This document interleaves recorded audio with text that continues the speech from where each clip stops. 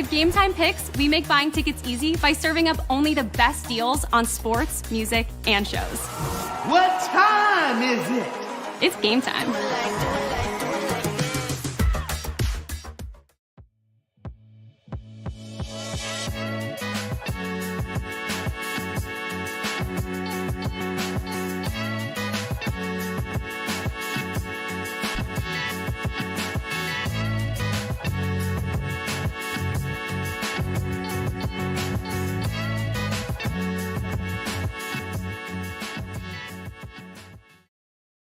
Oh, what is going on, everybody? We are back. Stanley Cup playoff THPN live streams are back, and we're ready to rumble here. Game one tonight here. You're all excited for it, too. It's the Avalanche and the Dallas Stars. It's what we're here for tonight. We already got it going here with the Blues and the Jets, but I am so excited for playoff hockey to be back here on THPN. It's always a good time. It's a busy time of year, and we're all looking forward to it. It's myself. We got Bailey here as well with us. We got Ryan from the Starcastic Remarks, guys. We're looking forward to it. We got, I'm sure if history dictates, as Bailey's gone. Okay, so Bailey's gone for a little bit. We'll see if she can come back. Oh, that was a great way to start, by the way. No, my thing was freezing. I had no idea what was going on. Way to start the playoffs there, Bailey. Good job. Can you tell I have my things together? Of course. Oh man, we're hello. We're almost gonna get underway here, I think, for Avalanche and Stars here. Who wants to take this first? Let's take it to Ryan first, because we were talking just before we started. We'll keep an eye on puck drop for you guys here in about 10 minutes or so. But Ryan, I was gonna say, according to Media Site, we're looking at puck drop at 6:55. So wait, what? That, or at least that is what 20 minutes. That is what Avs PR told me. So, you know, I have Eastern time. I have 8:30 on my end. Okay, like. I'm so mad. Okay. Anyway, listen, but before we get into questions, maybe we'll have a little talk before game one begins tonight. We're really excited because we're back with THPN live streams. We got tonight. We got Grant tomorrow night for Leafs and Senators game one. We're going to be live for you guys Monday through Friday next week. We got all the games covered for you. We got a lot of really good series coming up. First round's going to be exciting as hell. So we'll be live pretty much every single night for at least the next week, the next 2 weeks in the first round. We're really excited about that. Okay, let's get into tonight. Let's get into the start of this series tonight. Ryan, we were just talking before we jumped on. Miro Heiskanen now listed as day-to-day. We now know Jason Robertson is week-to-week. You mentioned that Heiskanen, I guess there was some misreporting, I guess, because of the injury. I'll let you kind of explain it further there. But talk about the injuries going into this, and also with that going on, the level of confidence that you guys have going into this series. Now, I'll come at it from a fan perspective, a little bit more so than anything. So, first things first, the Robertson injury. Honestly, I know it seems crazy to say this. It didn't freak a lot of Stars fans out. It didn't, because the one thing that the Stars have more than anything is a whole bunch of depth. And even with Robertson out, Wyatt Johnston is still going to play on the third line. So which is ridiculous in terms of matchups against this really good Colorado team. And they've been facing adversity all year with injuries. I mean, not quite as much as Minnesota, I would say, but they have definitely had their own issues in terms of staying healthy. And last year and the year before that, they rarely had to deal with injuries. So it'll be very interesting to see from this team who's going to have to really step it up in order to kind of negate some of these guys on the other side with Nate McKinnon and Cale Makar. And then they've completely overhauled their team. Their center depth looks fantastic. They did some great work with their goaltending depth as well for Colorado. But in terms of fan perspective coming into the series, Wednesday was really tough, like really, really tough. This team under Pete DeBoer had never lost 3 games in regulation in a row. and then they did 4 to end the regular season, and they went winless in the last 7. Huh. So, and a lot of those teams were not playoff teams either. I think the one team I can remember off the top of my head that was a playoff team was the Wild. That was it. I Right. mean, we That's played a right, bunch of yeah. non-playoff teams. So we are cautiously optimistic, and I hate to use this word hopeful, but that is honestly the word that Stars fans are using right now in terms of being able to beat this team in the playoffs. And I think that kind of shows up in a lot of the polls that you see on social media right now, where, you know, I would say the Avs are probably the favorite at this point. Interesting. Yeah. I mean, I think that's what DraftKings ended up putting them. I think from the last time I remember, they were minus. I get them confused all the time. It's minus, right, for the favorites? Yes, minus is the favorite. Thank you. Okay, sorry. I think it was like minus. It was really close though. Still, I think it was like minus 135, 140-ish last time I checked, which was like yesterday. So it clearly probably has changed by now. Okay, interesting. Bailey, being our Avalanche reporter as you are, what's the confidence level for you guys going in now with the additions? And obviously you're going to be seeing, and we haven't even brought up Mikko Rantanen yet, which is the crazy part, right? Yeah. But without Rantanen, and now you guys include guys like Martin Necas and Jack Drury now coming in, where do you guys sit? How do you feel? What do you feel like the fan base is there? What's the atmosphere like there? I think there's just like Ryan was saying, there's a little bit of uncertainty, I think, going into a lot of this. Because I mean, Dallas has been a really, really tough team. They're a team that forechecks hard. They're a very good defensive team. Mhm. They've got really solid goaltending up and down the lineup. It really is a solid roster. Right. You throw you throw Mikko Rantanen into that mix. You throw, the losses of in the loss of Stankoven out of it too. Like that really, I don't know. Even without all of that, it makes a really difficult matchup for Colorado. Now, Right. look at this reformed Colorado roster. We look at this roster up and down has been redone. Chris McFarland put on a clinic for the trade deadline from November all the way to March 7th. You turn over both goaltenders by the end of December. I think it's the fastest in history that a NHL team has turned over their crease in the season. So it's incredible to just kind of see what he was able to do there and improving the confidence of the team that way. Mhm. But even like taking Necas and Drury out of the equation as well, you add Charlie Coyle, you add Brock Nelson. Those additions really have bolstered whatever depth they were looking for. And now it's going to really help match up down the middle here with Ryan just alluded to Wyatt Johnson, right? Who's been, because I believe, if I'm not mistaken, he's the third line center. Correct. Yeah. Yes. Okay. Yeah.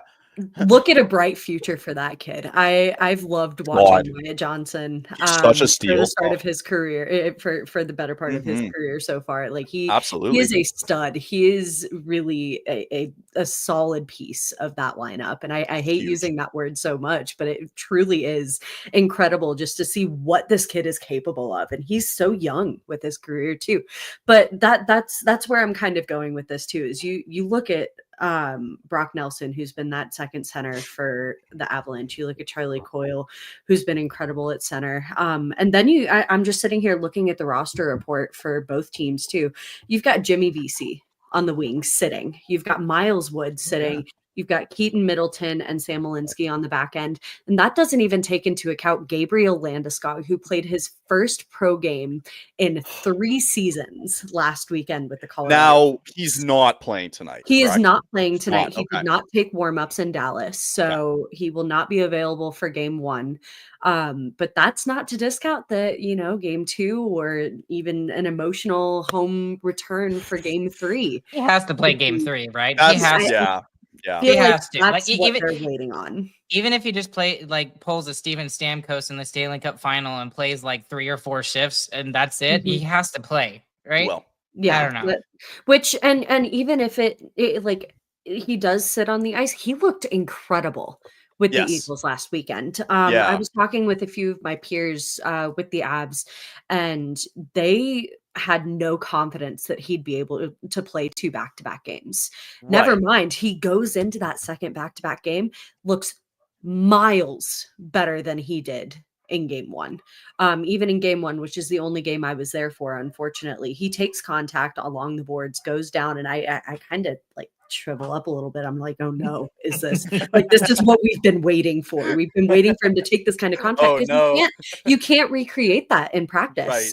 Like Right. there's only so much that your own guys are willing to give you against the boards and put you in situations like that you can only recreate in games. So he gets taken down on the boards, jumps right back into the play after getting up, goes and takes his shift or gets off the bench with the rest of his group. And I just say, like, seeing all of that, seeing how physical he's gotten, he puts a guy in a headlock, which that 20-year-old is going to remember that for the rest of his life. It's true. Like, hey, I got put in a headlock by Gabe Landeskog in his first game back. Like, who else can say that? Like that's incredible. Last thing, if he does, let's just assume he comes back for game 3, right? Do you put him on the top line? No. Probably not, right? No way, right? Okay. Just because this team is as deep as it is. You've got a top line that's clicking with Lehkonen, McKinnon, Nechas. So you probably put him third line. That's where I've been slotting him anytime I've talked about it. Okay. I don't see him slot, especially for a first game back, don't see him slotting anything higher than third line. Gotcha. Okay. Well, and they've kind of learned how to play without him too. He's been out for basically 3 years. So, as an addition onto a third line, that's ridiculous. That would be fantastic in and of itself. Mm-hmm. Absolutely. Cool. Okay. I want to catch up to some of the comments here because I'm a little behind right now. Everybody let us know your predictions below. We'll get to our predictions, obviously, too, before the game has started. Appreciate you guys checking us out here. And if you haven't seen on the ticker for the last 10 minutes here, puck drop should be in about 10 minutes or so, which is good. We got Army here checking us out here, rooting for the Stars, want Avs to be first round exits. Well, tell me how you really feel. We got Jared checking in as well, too. He's got Avs 3-2 tonight. He's asking too, what are you guys excited for this series? Is there something in particular that you're looking forward to this series? Ryan, I'll let you start this off. It's got to be the whole Rantanen thing, right? I feel like it's a layup, right? Right out of my mouth. Yeah, like just to see how he reacts to everything is going to be the most exciting thing for me to see. How Nathan McKinnon is going to react to that, because that's going to. It's going to be weird for both of those guys. And I know they both, played against each other in Colorado and stuff like that. But let's be honest, it was the regular season. This is completely different. Totally. I totally agree. Bailey, what are you, anything? And I'll speak. I don't like speaking for players, but in talking with Nathan McKinnon in practices before they flew out to Dallas, it doesn't seem like McKinnon is too affected by this. He was asked about it a lot, and he really is one of those people, when you put him in a game situation, he dials in. He's not really worried about emotions when it comes to what's on the other side of things. He's worried about playing his game and playing it well. If there's anybody I think about in the league, like in terms of like being dialed in, I feel like that's the first name that I go to is McKinnon, right? Absolutely. Because he's got that just dog mentality in him, right? It really is. And he's really shifted his mentality from his first couple years in the league. Yeah. And has earned a lot of respect from Bednar in doing so. And then you flip that back to the other side and you wonder, and maybe Ryan will know more about this, like how much pressure do you think on a scale of 1 to 10 Rantanen has on him going into the series?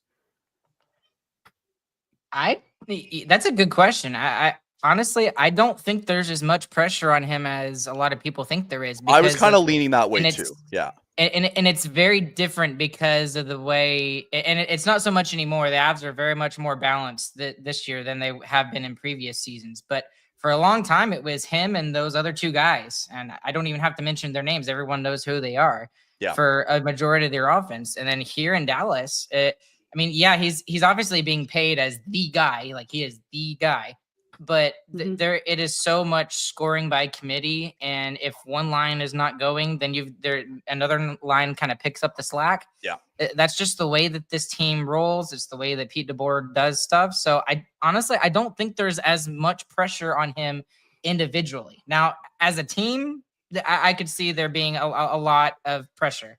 But on him individually, I don't think that's the case. Yeah, internally, like to work with the team. Yeah, I can see that too. Okay. Yes. Awesome. Speaking of we just got starting lineups. Looks like Mikko Rantanen will be among the starters for puck drop here. Looks like it'll be Jamie Benn, Wyatt Johnson, Issa Lindell, Cody Ceci, and Jake Ottinger.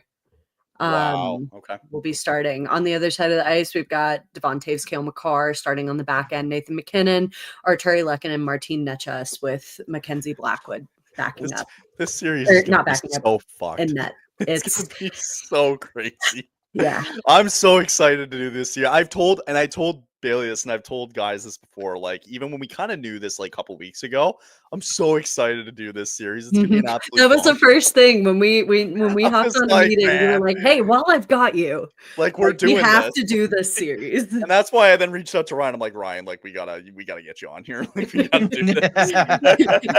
Like, and I truly do think, like, I look at all of the series going around, the other 14 teams in this thing, and I this is the closest one. It's got to be the closest. You look at this, and this is really a head-to-head. This is almost a revenge matchup, I think, for Colorado, absolutely. Given how things went last season, especially with a lot of the animosity still surrounding and the sensitivity surrounding Matt Duchene too. Also, like sorry, I don't mean to break in here. We do have a final here in game one here. Jets take game one, 5-3.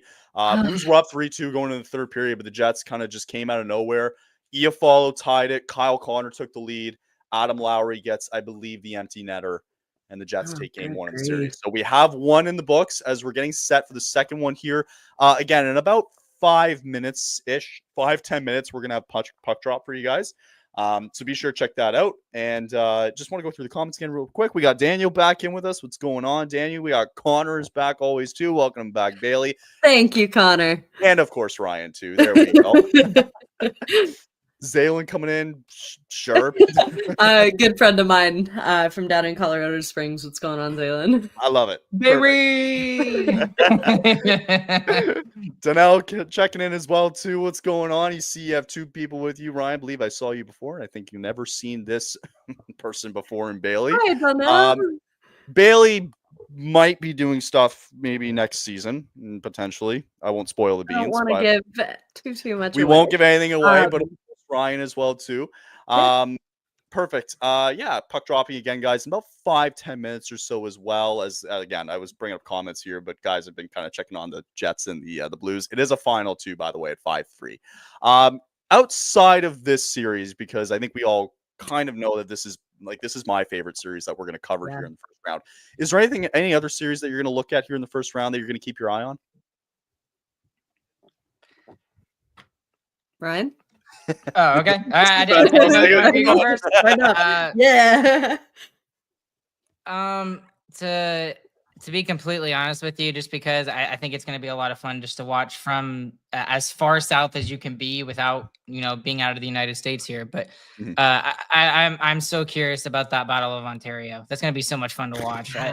I know it's probably being blown out of proportion a little bit by a lot of Toronto people, but man, you got to think that the people in Ottawa are just like, they want to get grasps on the Maple Leafs. So being from the area, I can tell you that Ottawa fans are kind of pissed off that they're matched up with the Leafs, because for whatever reason, now the problem is going to be, can Ottawa fans show up in games 3 and 4? Because anytime the Leafs come to town in Ottawa, it's probably 70-30 Leaf fans for every Ottawa Senators home game against. It's really bad. So they were kind of like, crap, like now we got to deal with these guys. And now for Ottawa, it's like, do we even really have a home game?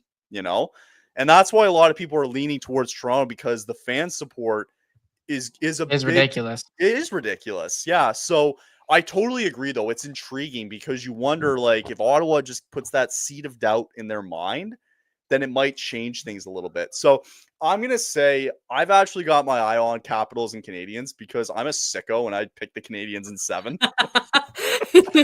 No, I'm glad you did that because I did it too. You did? Okay, perfect. I've got Montreal moving on as well. Amazing. Oh my God. Thank God I'm not the only sicko And here. it's a little selfish too, because I do have the Abs going all the way to the final, and I'm imagining that Canadiens Abs final, and I'm like foaming at the mouth. Right.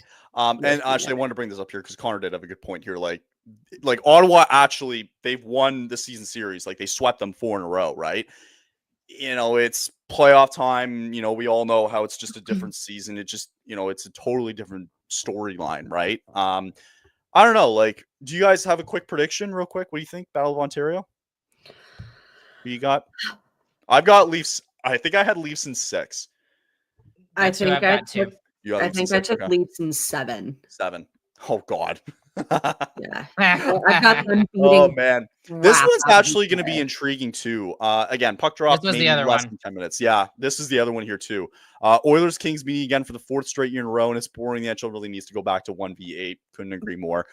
You know, and I'll insert here too, because Jared Bednar was actually asked about this a couple of weeks ago, asking about, you know, like what constitutes a rivalry, and he sees a rivalry as teams that are consistently meeting in the playoffs and kind of have this head-to-head situation. He thinks it's so cool to watch, and to be honest. And real quick, do you wonder, like, this is probably we're going to be seeing this matchup for the next like 5 years in a row now? Oh, they're not going anywhere. They're not. I feel like if they don't meet in the first round, I don't see how these two teams don't eventually meet in the playoffs, you know? Yeah. I think it's just that good. I think for their future too, like it's that good. Yeah. No, I would agree too, and especially with the talent. Not you touched on, you know, the future. I think there's still a lot of talent looking to, you know, take this thing all the way, especially in Edmonton. With Connor McDavid having gotten so close, and things kind of slipping through their fingers against Florida. So I think there's still them. I got Kings in 6. I gotta have one nice thing this year, right? I had heartbreak at the end of the year. I gotta have one nice thing to have. I love it. No. But yeah, I do, while I can see how it is really a boring, like seeing the same thing over and over and over again, I do think there is some kind of interesting rivalry aspect to it. Like me personally, if I'm looking at Abs Stars, I love this matchup.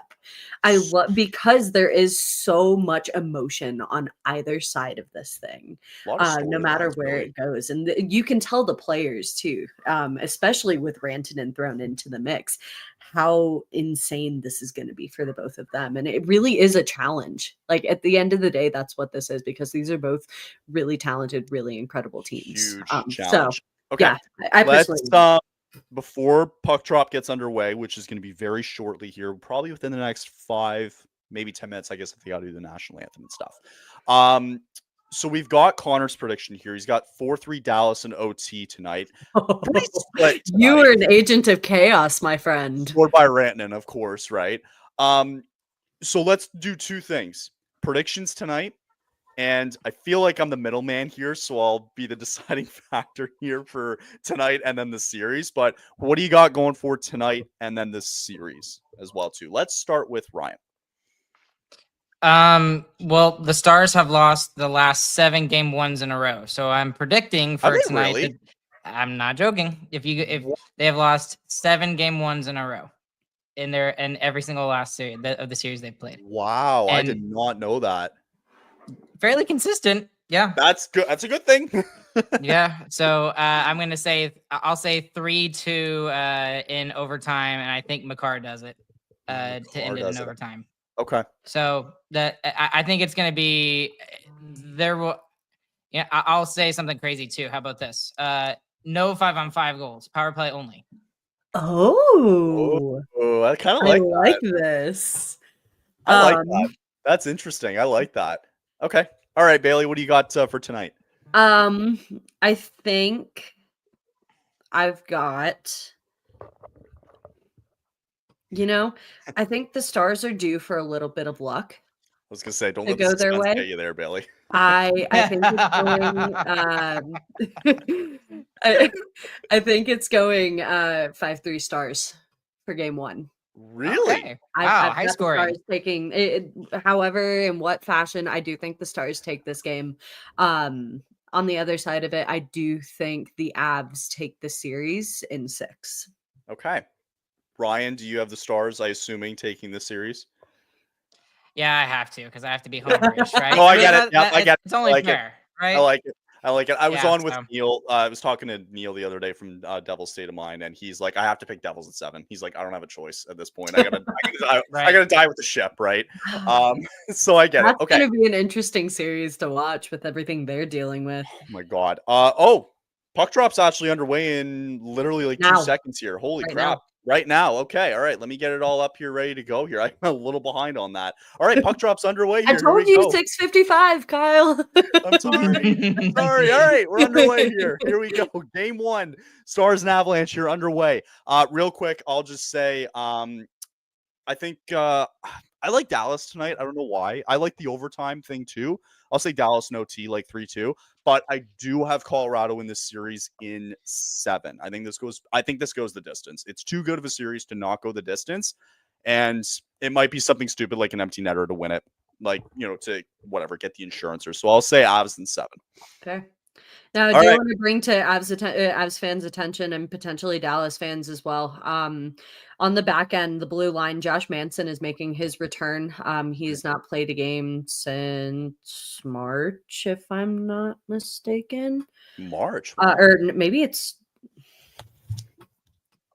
I've got to recheck on this because I was just doing this math earlier. So Ryan Lindgren's making a return as well as Josh Manson, who has not played in a while. Can I also say they have the lights going down the stairs, actually? That's probably the coolest thing I've seen. They've got to go down the rails. Yeah, I like that. That is actually brand new. I've never seen that. And I'm guessing maybe they light up like in the like if they score too as well. Can I tell you a really funny story real quick? You know the Bang guy. Brian's got to know him, right? Ugh. Okay. So last year, I got an email from him, okay, during the playoffs, during like when you guys made it all the way to the Western Final, all that, right? I got an email from him saying that he wanted to start his own thing. He wanted to start his own show, right? And I go, okay, like I'm open, I'm willing to listen, right? And so I jump on the call with him, and he's very outgoing, I think is the way to put it, right? So but anyway, like I was still kind of like, oh my God, like I'm actually talking to this guy right now because he was mentioned like on Chicklets and all that and whatever, right? And so ultimately we didn't go down that path, and we just kind of let bygones be bygones. I then read recently that is he not in jail? If I'm not mistaken. Oh? This guy yeah. He's in jail, isn't he? Yeah. He's been in jail for a good chunk of the season because of I believe it was a DUI that he didn't go to court for or something like that. I know it's a DUI or a DWI. That's like crazy. What? So, okay. That is insane. So I'm looking back and I'm like, wow, we made the right call there. That's crazy. Is he like what's he like in the community there? Like, is he beloved? Is he not liked? Like, what's the vibe with that? I think people, and I'm saying it nicely because I can't exactly say exactly what I want to. You don't have to. Say a little bit of sensitivity here. That's the Stars fan base appreciates his fandom and how loud he is as a fan. Yes. But he is very frivolous and very what's another word I can use? Vulgar, I guess you could say. You know what? That's a great word, actually. Yeah. Dropping my whole government name, Willie. Wow. Yeah. Wow. Okay. Well, anyway, I just wanted to share that because I was like, No, that's I figured Ryan would appreciate weird. the story. The weird hockeypodnet lore? Question mark. Man, I will if I can walk away from this years from now, and I will never forget this whole deal. I'll never forget it. It was unbelievable. That's stories that like future CEOs and things will pass down. Be like, yeah, we had a chance to hire someone who was in jail. It was unbelievable. Do you think do we picture a high scoring series considering maybe people questioning Jake Ottinger and then also maybe even Mackenzie Blackwood too? I will say this is Mackenzie Blackwood's first ever playoff game. He has zero playoff experience. The Avs this season signed him to a 5-year deal. So they're very confident in what he can do. With that said, I personally see this being there's maybe 1 or 2 games that are very high scoring. I see this being very, very close otherwise. Well, we might have an early chance here. Ross Colton, if I'm not mistaken, is going to the box early, I think for boarding, if I'm not mistaken. I'm just seeing the replay now. I think it's Marchment, actually, for tripping. No, I think it's Marchment going. It looks like I'm seeing the replay now. Sorry, they showed Colton. He did I'm sorry, that Colton tends to be a little frisky in situations. Sorry, I saw that. Go ahead. Sorry, I'm sorry. I gotta say it could have been tripping, but I'm sorry that it looked like he fell. That's just my personal opinion. I saw the Colton hit. I thought, oh, they're calling that. No, they called the tripping on Marchment. He keeps the stick. It almost looks. It almost looks like he keeps the stick, but it's close. It's very close. It's close. I thought I'm looking more at the hit there, and I'm thinking, is that not hitting from behind? I am a proponent. I am the biggest cheerleader for refs putting the whistles away for things like this. Playoffs, yeah, but you do have to make the call at the end of the day, right? Like you have to. Oh, absolutely. I think if it's serious enough, absolutely. Yeah. Absolutely, the whistle needs to. Oh, we're going 5-on-3 here. Oh no. Oh, good shot by McKinnon there. Yeah, it is gonna be 5-on-3 here. You guys are ahead of me. How far are you back? I'm at 124. The play just stopped on the power play. Oh, okay, so we're not too far off. Oh, tripping again? I don't know. So I am of the mindset if it's egregious enough, absolutely call it. But otherwise, I love just letting them play. Letting it happen. Ryan, I just saw they gave it a great shot here. I got the TNT again here on Makar. Yeah, I was just gonna say that. There's like 3 Avalanche fans in the front row. Are they gonna be safe tonight? Yeah, they'll be fine. They'll be okay. Okay, good. Okay. Yeah. What's like? It's not like I'm envisioning like Boston here. You know what I mean? Oh, it's nothing like Thank Boston. God. Okay, thank God. You have to understand like the temperament of the city and then where the sport is in terms of the hierarchy ladder in the city. Right. Because hockey is absolutely like number 4 in the city. Yeah, but it's also too more or less like you're really for the team and not against like, I don't know, Utah coming in. You know what I mean? I could see that. Mm-hmm. Oh man, early chance here for the Avalanche. They got the top guys out. They got McKinnon, Drouin. Drouin here on the 5-on-5. Mm-hmm. Natchez, Nikushkin, excuse me, and Cale Makar here on this 5-on-3. No, Drouin and McKinnon have a lot of chemistry, knowing each other outside of hockey and in history. And so there's a lot of good chemistry there that makes them really, really dangerous. That and McKinnon and Natchez. Natchez has said before with Carolina, he kind of struggled a little bit because he didn't have many right-handed wingers to play with. Right. Okay. And so he really, really thrives with Nathan McKinnon, somebody who can not only match his pace, but can match his skill level. Which is great. So putting them in a situation like this together really, really helps them Yeah.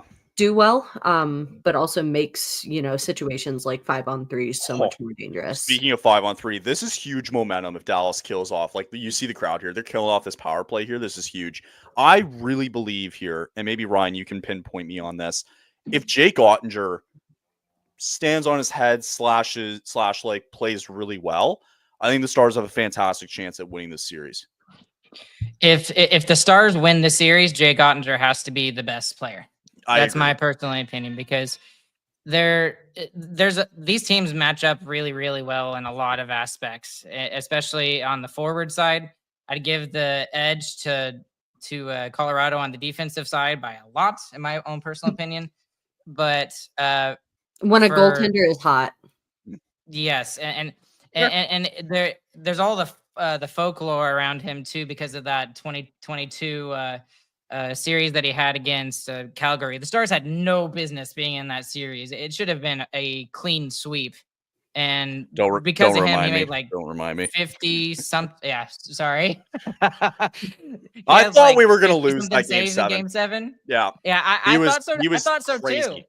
Yeah. See, every time I think of Jake Ottinger, and I think it's Ottinger, I think of the series against Vegas with Logan Thompson, where the shootout, or no, it wasn't shootout. Maybe it was towards the end of the season, that season, but it was like a late season game. Him and Logan Thompson are in net, and it goes like, I think 10 rounds. Yeah. In the shootout, and Ottinger, he stood on his head, and I've had so much respect for him. You got it. Ever since then. I'm gonna sorry, real quick, Danelle. I'm gonna bookmark some of these questions for intermission while we're like during the game, because I feel like we gotta like pay attention to the game. So I'll bookmark these till intermission. Sorry, go ahead, Bailey. No, and I'm just kind of adding to what you guys are saying too. I think if Dallas ends up coming out of this series, player of the round absolutely goes to Jake Ottinger. I have 1,000% so much respect for him as a goaltender. If anybody's going to help pull them out of the woes they're going through with and really like with his Robo. his coming out party was that series against Calgary. Really was. 4 years ago now? 4 years ago? 3 years Good ago? grief. I feel like it was just last year the Golden Knights came into the league. I know, right? It still feels so 2017. I know, which is why it's so crazy for me. It's got to be frustrating though, just seeing that like 2-man advantage and you got one shot on goal there, like for a full 5-on-3 for like a minute and a half. Mm-hmm. That's got to be frustrating. Yeah, and it comes down to creating dangerous opportunities and challenging a goaltender, and they're getting into this weird habit they get into with man advantages at the beginning of games, where they try to look for the perfect situation, right? Instead of trying to challenge a goaltender, trying to create opportunities, create movement, and they're just kind of passing on the outside, and they're not going to do anything with that. No. They got to get bodies in front of him, man. It's not going to be like, you got to create that traffic in front of him. It feels like, because that was the problem. I vaguely remember back now that we're mentioning that series, like I vaguely remember it. Like Calgary didn't create a lot of traffic in front of Ottinger, and he saw a lot of it, which made it his job a little bit easier. That's nothing to take away from him standing on his head, but it definitely it was more or less on Calgary's part, not putting a lot more pressure on him. You know what I mean? For the stupid power plays that they had. And it was just frustrating as a fan to watch, right? Because it's like, man, like, come on, like, where's the pressure here? And you feel like you're going to get that here from Colorado. And to only get the one shot there on a 5-on-3 is like, frig. No, and that's got to be creating some sort of, hesitancy with them. It gives, like you were saying at the beginning here, or towards the end of that 5-on-3 situation, gives the Stars so much momentum if they can kill that off. And it's really, it kind of takes the wind out of Colorado's sails a little bit. They are a team known for kind of starting off slow, but even in a situation like that, not to create more than one scoring chance really is not good in a situation where you want to come out on top. You want to take advantage of some of the missing bodies that Dallas has. I'm just seeing here. I actually really like this line here with Dallas. You got Wyatt Johnson, I believe Jamie Benn, and I think that's Duchesne, if I'm not mistaken. I actually don't mind that line. That's actually Rantanen. That's Brandon. Oh, sorry. That's Brandon. Sorry. I thought that was Duchesne. Gotcha. Thank you. Okay. That's got to be really good for Wyatt Johnson confidence-wise to be playing on that type of line too, eh? Mm-hmm. Absolutely. Love that. I mean, if there's anyone that's similar to and they just showed the stat here on. No, you're good. If they just showed the stat here too with Wyatt Johnson, 22 points in 38 playoff games. 38 playoff games? That's incredible. That's really, really good. That's incredible. Looks like Dallas is going to the power play now. It's going to be Josh Manson going to the box here. I'm not sure what they're calling it for. Ryan, if you're a little ahead, holding. You know? Holding. Loading. 2 minutes for holding, I think, is what we're getting here. Yep. Just watching it here on the replay. That's here. Josh Manson. Like, yep. Oh, yeah, he's all over him here. Josh, you got to let him go here. Come on. Yeah. Do I need to go on the national broadcast? I'm on a regional broadcast. You're on regional? Oh, no, yeah. We got TNT on our end. Okay. Yeah. Oh, yeah, Sorry, Josh. Happy first game back, buddy. Sorry, I just saw somebody with a Brampton Battalion Matt Duchesne jersey. What is this? What? I mean, it blends in with the green. I'll give him credit. But I think people down there are going to be like, who is that? What team is that? That's hilarious. I'm sitting here kind of glancing at comments too. The hatred from Connor for Josh Manson drives me insane. I love it. Oh my God. Again, I'll bookmark these, Danelle, for intermission. We will get to them. Sorry. Great to see one of the most unlikable players in the NHL sitting on the naughty bench. I'm crying. Jesus Christ. Tell me how you really feel. The hatred is so real.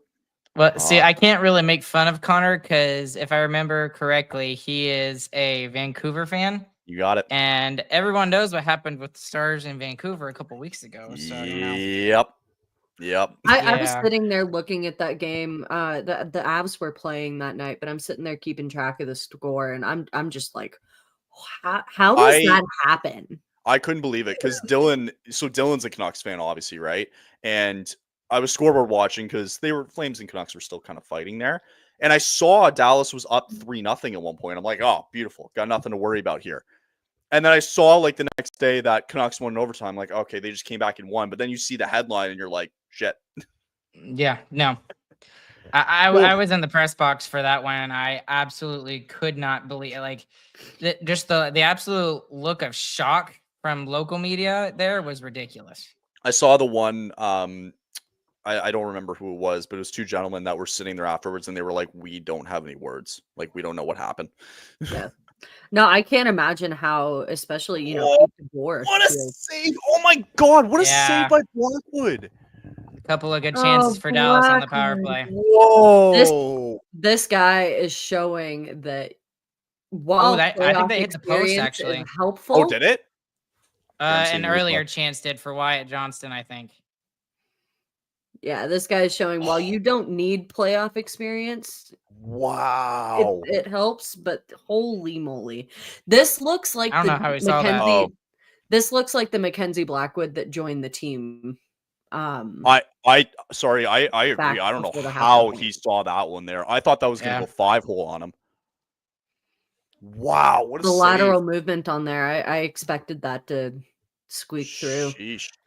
Okay, well, I mean, early on, you got confidence from both sides of the net. Now they've seemed to settle in a little bit here. Absolutely. Wow. But they're testing him, and that's exactly what you kind of like. You don't want it, but at the same time, it is a good challenge for Mackenzie Blackwood to see exactly what he can be capable of. Dallas is really taking advantage of their chances. They're really challenging Blackwood. They're creating movement. They're creating opportunities. It's the power play on the other side of the ice scares the ever-living crap out of me. Yeah. You guys are entitled to take shots. I had no complaints with us failing to make the postseason. Well, I'm in the same boat, so that's okay. Ryan, remember our chat with you and your bro Chris on your Sarcastic Remarks show the other week? I do. Do you want to pump that show up a little bit? Do you want to remind me what show? Yeah, the show that we do is Sarcastic Remarks. That we covered the Dallas Stars, and it's a little interesting because we do it a lot from the fan perspective more so than anything. And it's also fun because I also do it with 2 of my brothers as well. So cool. It's a really interesting perspective and difference and everything. And we are a very sarcastic family. So I mean, living the name remarks kinda well. works. Yes. That's got to be hard though, because then you're like, what's real and what isn't during certain conversations, like what's for dinner and all that crap. I mean, literally, there are times when I have to remind our audiences, like, I promise we don't hate each other. We're just and we just had a giant argument for like 10 or 15 minutes or whatever. Yeah, that's funny. Yeah, it's just like, we promise we still love each other. It still works. Meanwhile, there's so much vulgar like swearing and crap probably going on. That's awesome. Sorry guys, we just got these guys on last week, so they're Hurricanes fan cast guys, so make sure to go check them out as well too. Thanks for tuning in, appreciate it. We've got game 2 of that series on Tuesday. Tuesday coming up. We'll be live Tuesday for that one. So just real quick, tomorrow we got Grant doing game 1 stuff for the Senators and the Leafs. I believe we'll do game 2 for this one Monday night, unless we decide otherwise to do game 1 for Canadiens and Capitals. We'll figure that out when it comes to it, but one of the two are going to happen. We do have game 2 for the Hurricanes and Devils on Tuesday. Wednesday, I believe somebody is doing Panthers Lightning game 1. Or is that Tuesday? I can't believe that series is so late in the season. Or excuse me, like the scheduling, like they play like next week, game 1. Yeah. And like this series is going to be in game 3 by the time these guys are in game 1. Like it doesn't make sense. I hate it. Yeah, there are some weird schedules with and I get it because they've got to deal with, like, especially LA. There's a whole lot of teams that play in that one building and everything. Yeah. But still, it's really weird that they can't figure it out a better way to get the schedule going. But yeah, do you? My whole thing is I wish we could just get the schedule earlier. Oh, yeah, I know, right? Not like 2 days before. Oh yeah, by the way, okay, go scramble for tickets. Like, go ahead. Right. No, and just for us, reporters who also cover the team, it's hard to get off work when things are scheduled, forever in advance. It is. It's true. But anyway, so we're gonna be live every night this week, guys, starting tonight all the way until, at least from what I know, at least till next Saturday, and it goes from there. So hopefully you guys can check us out. What was I just gonna say here? I'm losing my mind here a little bit. I had something here. Kyle. I know I'm terrible at my job. You don't have to tell me twice. Yeah. So okay, sorry. Here's what I was gonna say. Do you think due to the scheduling, like Colorado ended their season last Sunday and Dallas ended theirs on Wednesday, if I'm not Wednesday. That probably had to do like with the scheduling and them saying, okay, like they have to play on Saturday coming up here. Probably, right? I would imagine so. With the way that Colorado especially ended their season, like I think they were the team with the earliest end I think to their regular season, I think so. Yeah. Which can be both a blessing and a curse. But I think at that point you could almost see the writing on the wall that Colorado is going to play today. It's true. We kind of knew that we were going to be playing today anyways. Also because, it's Saturday night, it's prime time. This is probably the biggest series of all the first round series. You had to think this was coming. That's why I thought, as like a Canadian here, that's why I thought like the Leafs and the Senators, Battle of Ontario, Saturday night hockey. Nope. No. But it's fair that this one's on Saturday night, though. 100%. I will say it was a little surprising that Winnipeg St. Louis happened today. But I was almost a little scared that this series was going to be pushed back a day just because the Denver Nuggets had their first game of playoffs today as well. And the same guy who owns the Nuggets also owns the Avalanche. And I almost had this thought, like, what if he doesn't want his teams playing on the same exact day? I guess like they probably had to schedule around because I hate that NBA playoffs play on like the same, like they're basically starting at the same time, right? Mm-hmm. Yeah, I know that's got to be frustrating a little bit. Yeah. What else we got here in the comments here? Jetting to Toronto next week. Why? Why? Literally why? Why? Stay away. Don't You're do not it. really making it seem nice for not. these people who have never been to Canada before. I'm 3 hours away from Toronto, and I still don't think it's far enough. Don't do it. Yeah, Tuesday. There you go. Devils No. Hurricanes. We got you. Yeah, don't do it. It's really not worth it. Don't do it. God.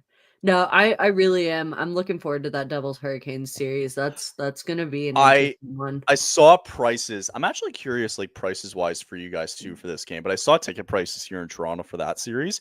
Take a guess what the cheapest price is for game one. Oh, geez. In Canadian, but I don't think it really matters. If you had to guess. Did I not see it was around like 800 or something? You're close. Oh my goodness. Yep. I was originally gonna guess like 250, 300. So I guess I'll say 680. I saw the cheapest ticket at $765. That's wild. That is ridiculous. It's They're really joke. Toronto. You know what they did? Because I don't know if Dallas or Colorado does this, but they'll do like the tailgate outside as well too. They did the tailgate. That's a big thing in the South, not so much here in Colorado. Yeah, fair. There's a huge tailgate though. Apparently in Toronto, you have to pay to get into the tailgate. Oh, see, that's bullcrap, right? Yeah, that's stupid. Terrible. It's so bad, and fans are pissed. They're like, "Why are we paying to get to the tailgate here?" It should not be like tailgating is meant to be a community thing. Mm-hmm. I coming from Carolina, I loved tailgating with my family before Canes games. It was some of the most fond hockey memories that I ever had because at the time the Canes sucked. So that was all I had to look forward to. Yeah, they sucked. And so it's and you've got these people who just drive up and park and they're walking down and there's food everywhere. People literally begging to get food off of their smoker and into your hands. We free of charge. Finally don't have snow here anymore, and I've been barbecuing like crazy recently because I'm like, I just need to get out of it. I need to get out of this seasonal depression. The seasonal depression just hitting so hard. Oh God. No, I don't know what seasonal depression's like. It was 70 something degrees the other day and then it snowed yesterday. So I hate you. I hate you. It was gross. I hate you. That's stupid. We literally like last week we had like freezing rain. Yeah. Like, no, it's Colorado wants spring and then decides screw that. I know, right? I wanted to say other words, but forgot we were live. Nope, that's okay. Well, I know, like, isn't there like a very short period down? It's like a week, maybe 2. Oh no, sorry, I was gonna say for Texas, like, isn't there like a small period where you guys get like kind of cold weather too, like, ish? Texas weather is. This is another crazy word to use, but it is very bipolar, if that makes sense. And because of how gargantuan Texas is. It's basically the size of France. It's bigger than France. Yeah. Like you've got like the deserts of West Texas, and then you've got like the grasslands of like the DFW area. It's very different climates depending on where you are. Fair. But I mean, typically you don't get a whole lot of cold weather in the DFW area. But like if you're out in like out in West Texas, yes, then you'll get some really cold weather out there more consistently. Ladies and gentlemen, we have some breaking news for streams tomorrow as well too. I'm getting confirmation here that Neil is going to be doing game 1 for the Hurricanes and Devils tomorrow afternoon at 3 Eastern. He was like, "Yo, can I do it tomorrow?" I'm like, "Absolutely, you can." So we're gonna have 2 streams tomorrow night. There you go. We got 3:00 Eastern. We're gonna have Devils and Hurricanes game 1. Neil's our guy. He's gonna be live for that one, and then Sens and Leafs tomorrow night for. If only it wasn't in person, I'd say, oh God, Kat would have loved to have joined in on that. Real quick with the scheduling, Bailey. Real quick while Ryan's getting some with the scheduling here, right? So we have. Me and Neil talked and we're like, okay, I think we could do like Monday, 7:00. We can do like Canadiens Capitals, right? And then I saw like you put my name there with you, like for game 2 here for Avalanche Stars. And I'm like, oh my God, am I gonna have to do back-to-back games? Oh, no. Be like, this man can never rest. I had a heart attack. I was like, no. No. And that's why I put the question mark, because I was like, I know you told me, you were like, yeah, I want to do the series. I think it would be so cool to help cover this with you. And I was like, okay, cool. That's what I'll bank on then. And then I saw your name there and I was like, oh? I was like, oh, okay. Cool. Also, happy Easter, by the way, for those who celebrate tomorrow. Yes. As well, too. Happy Easter. Connor, have you noticed the Canes have been good lately since you made that life-changing decision to report for a team way out west? Oh God. Hey, they were good while I was still with the Surge cast. They were good, I promise, most of the time.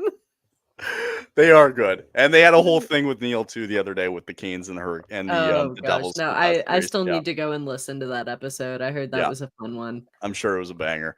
I don't know, Bailey. This is a you question. Joel, I still need to call him to chat. We were gonna try to hit up an Eagles game before the end of the season. Oh, you really want to mention that with Ryan on here? I don't know. Are you a Cowboys fan though? Oh no. Not a Philadelphia Eagles, Colorado Eagles, AHL. Sorry. Thank you. Thank you for clarifying. I know jack crap about football. Maybe that's a good thing, to be honest with you. Yeah, I'm just saying. I have written off every major sports franchise in the DFW area for multiple different reasons, and I really don't wish to have to go into details. And if you don't know the details, then you don't understand. But right now, it's the Rangers and the Stars, and that's it. It's all Fair. we need. No, It's okay. Despite growing up in the South with a funny. high school that had a very, very good football team, I can tell you what a first down is. I can tell you what a touchdown is. I can tell you about free kicks versus, 2-point conversions. The That's basics. about all I got. Also, that's okay.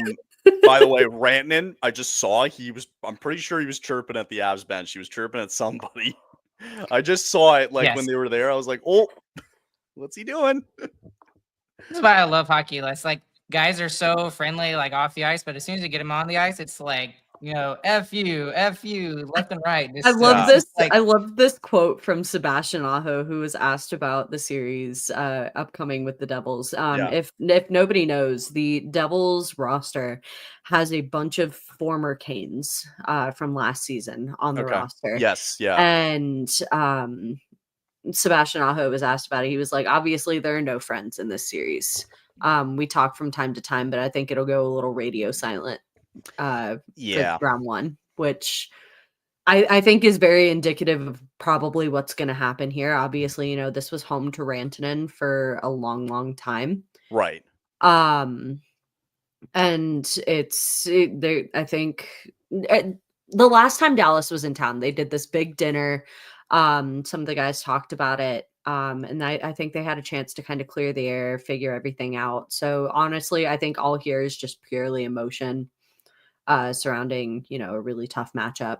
That's really all I think it's going to be. There's, from what it sounds like, no animosity between, these guys and Rantanen.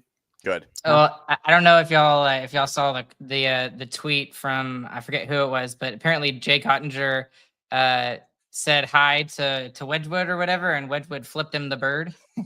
I can't remember which. It was either Wedgwood flipped him the bird or Otter flipped Wedgwood the bird. One of the two. Which surprises me given how good of a person Wedgwood is. I find it hard to. I think it was all in good fun. I hope it was. No, I really hope it was, because I will say Scott Wedgwood has been one of my favorite people to talk to in this locker room. Man, last year being able to get to talk to him, he was all him and Duchesne were my favorite two guys to talk to, just because he just such a genuine guy.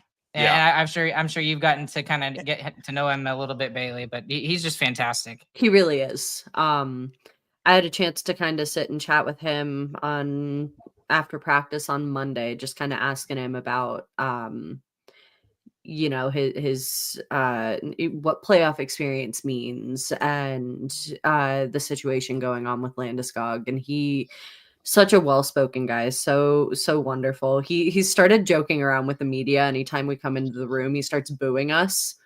Wow. Which is all in good fun. Truly. He and I like will catch eyes across the room if we're doing a scrum with Blackwood or somebody on the other side of the room. He'll just go sup. And like that's become like a big thing too. He's been one of the best things to happen to this Avs locker room. That's awesome. He truly is he's a fun personality in there.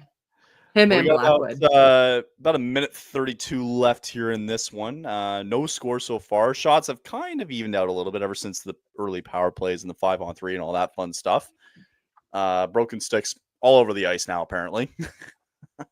Why am I not surprised? Not surprised. And for those of you guys watching, make sure to subscribe. YouTube.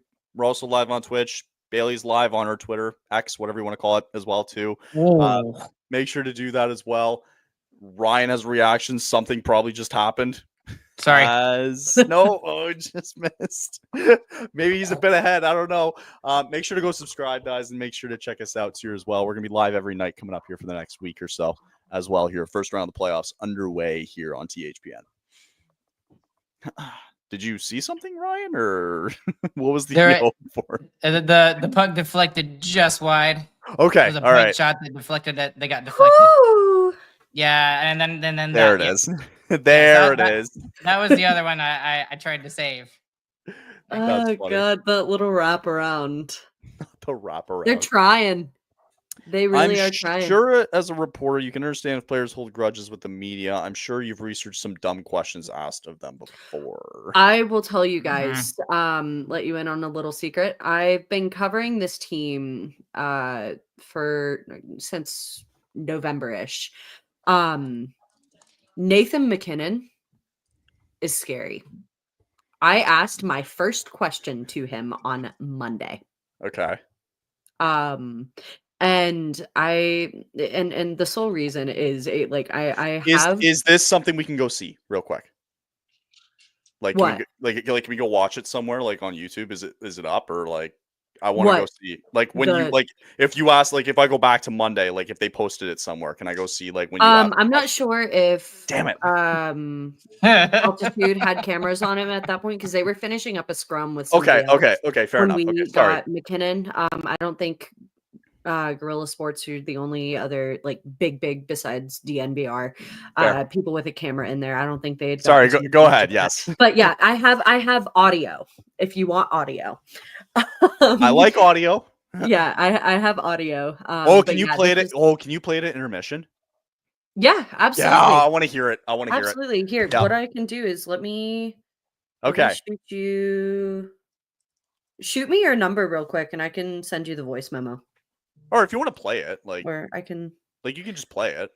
Let me. I can play it into my microphone. Just do that. Okay, yeah. All right. So here's what we'll do. First intermission. Makar gets a quick shot here. Nothing really close. Okay, 0-0 after one. Bit surprising here after the first. Thoughts after first period, guys? What we think so far? No score. Bit of scrums here. Goalie's confident so far. What do we think? In terms of the Stars, this is the best period they've played in almost a month. In terms of just like backs against the wall, competitiveness, ready to play, this is the best period that they've had in a long time. And that's sad to say that when they're coming out, 0-0, but like they actually looked ready to play and ready to go early on, despite the 5-on-3 that Colorado has. So for a lot of Stars fans will be overjoyed and jubilant with that period. They will be very, very happy. Awesome. Bailey? I think goalies have been a huge part of this first period so far. Both teams have had some incredible chances. Dallas, I am very impressed with how much they're challenging Blackwood and the rest of the team in the ozone. Like they're moving the puck really well. I think it's, I love the emotion coming behind both sides. It's playoff hockey. It's starting to look that way more and more. Despite all of that though, I do think this is a bit of a slow start for the Avalanche. Sure. They've got some new bodies coming back in Lindgren and Manson on the back end. I love the hit that Lindgren threw earlier in the period. I do think they're still kind of trying to get their legs underneath them after not having played hockey for about a week. Alrighty. Yeah, it's I mean, it's been physical on both ends, right? And I think both goalies have kind of gotten into their comfortability almost, right? And just made sure that, you kill off the early power play, early 5-on-4, that goes away. Dallas gets a chance in the power play. Mackenzie Blackwood has that huge save early on. Both goalies have kind of just, settled in a little bit. Everybody feels like they're really settling in already to this series, and that's just what you want to see, as we're going to have a really, really physical second period coming back. All right, we'll take a break here for about 3 minutes or so. We'll come back. We'll answer some more questions here. If anybody has any more questions as well, too, leave them in the chat. We'll come back to it as well for that. We're going to hear audio of Bailey asking a question to Nathan McKinnon. Very excited. Very excited to hear about that. Ryan's going to be with us for bit longer, second period. Yeah, beautiful. Okay, he's around for the second period as well too. So we'll take a bit of a break, and we will be back on the other side here in about 3 minutes or so. We'll be back.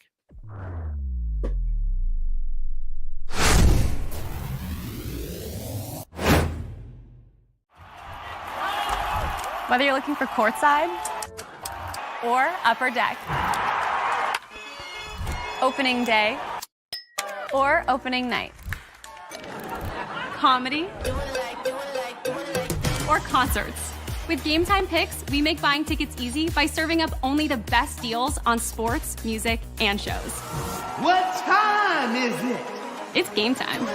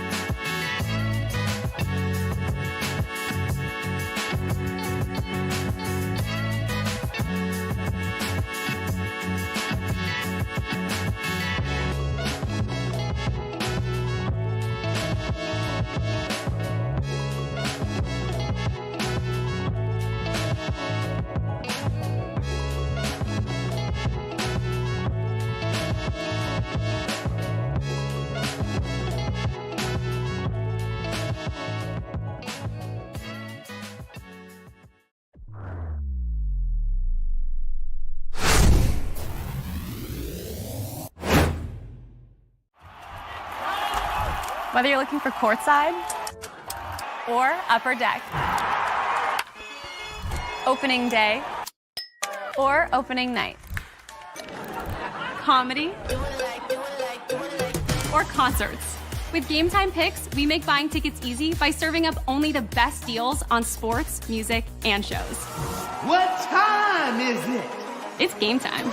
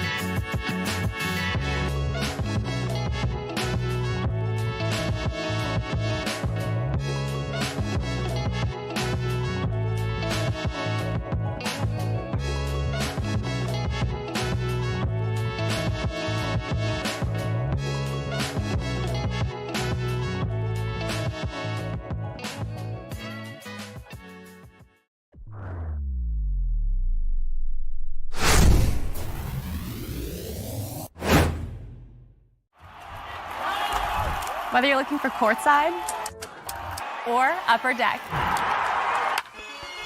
opening day or opening night, comedy or concerts. With Game Time Picks, we make buying tickets easy by serving up only the best deals on sports, music, and shows. What time is it? It's game time.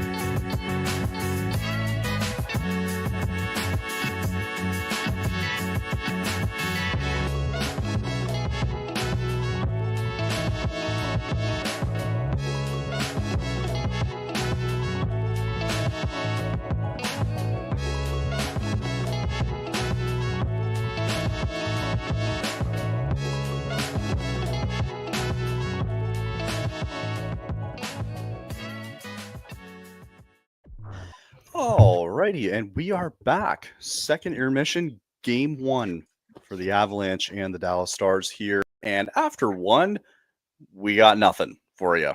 No score after one. It's been physical, though. It's been good. It's been exciting.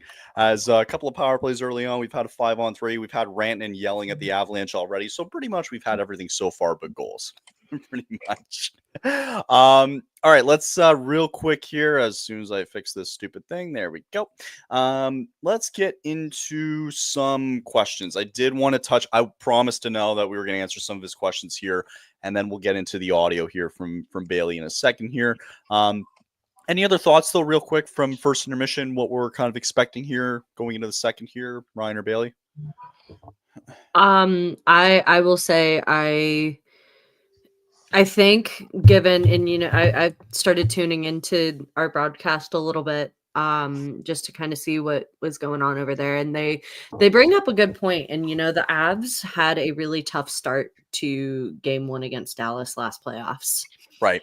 And so I think this is a step in the right direction, especially for the Avalanche. I think despite not getting the handle on the Avalanche, I think Dallas did have a really, really good period. And I think it all stems from killing off that 5-on-3. Can't imagine they'll get another situation like that, but I do think it is really good momentum for them to build off of. Especially watching Jake Ottinger make some of the saves that he did. I don't know how you don't try to build a game off of that if you're Dallas. So I agree. Ryan, anything before we move on?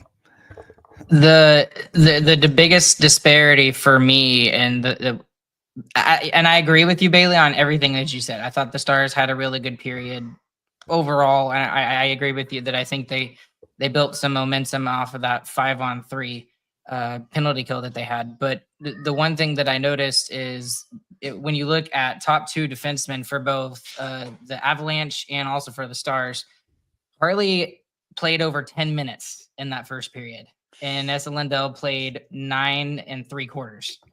So I obviously that's to make up for the loss of Miro and him not playing in the playoffs so far, but they can't do this long term. And so maybe they're just doing this until Miro comes back. But if this keeps up this way, you're going to have our top 2 D-men playing over 30 minutes tonight. So that's a lot to ask of both of those guys, as good as they are.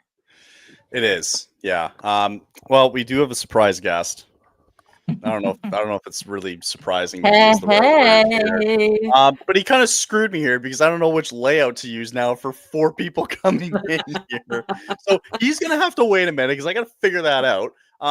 Let me do this. Let me bring up Danelle here real quick. I want to bring up one of his questions, and then I'll figure out how to bring Neil in. What are your thoughts of the NHL maybe letting teams going back to wearing the white jerseys as home jerseys again, and then the dark jerseys as the road jerseys? You guys figure that out. I'm going to figure out how to bring Neil into this conversation. I know what my thoughts are. All right. And I will very quickly say no. No. Can you make it a little longer? Yeah, no, I do have some. I was like, please. I was like, please, oh no, keep going. Rant. That's my short answer is no. My long answer is I think there's having the darker jerseys being the home ones leaves a lot of room for creativity with alternates and things of that sort, especially when specialty jerseys during warm-ups were a thing and things of that sort. But even with the alternates, I'll bring up Dallas's, for example. The neon can be so annoying to watch on TV, but I personally don't have a big problem with them. Right. I think the dark on neon green is really, really cool. And in my opinion, again, it is the hardest thing to watch personally. It really, my eyes burn when I'm watching it, when I watch the one home game that they had against Colorado. But I will say it's really cool. Colorado's, for example, are some of my favorite alternate jerseys in the league. Right. I think it just leaves a lot more room for creativity. It leaves a lot more to kind of work with versus white jerseys. There's maybe different design aspects that you can incorporate, but they're having to be mostly white, I think, kind of limits a little bit. Okay. All right, I figured it out. That's just my opinion. I personally love having the dark jerseys. Sorry, it creates a lot more uniformity and makes the crowd, in my opinion, look a little more interesting. I don't know. That's my take. I like that the AHL keeps with the white jerseys most of the time. Yeah. Neil can wait a minute. Ryan, your turn. Neil's like, dude, what the heck? Yeah. He made me work while being on live here right now. I was sweating. Yeah, right. Frankly, I don't really have much of an opinion on this other than just let the teams do what the heck they want. Like, exactly. I mean, but as long as you just like, and I understand the whole tradition thing, traditionally for a long time, white was just worn at home, like these jerseys, like the stars those. white.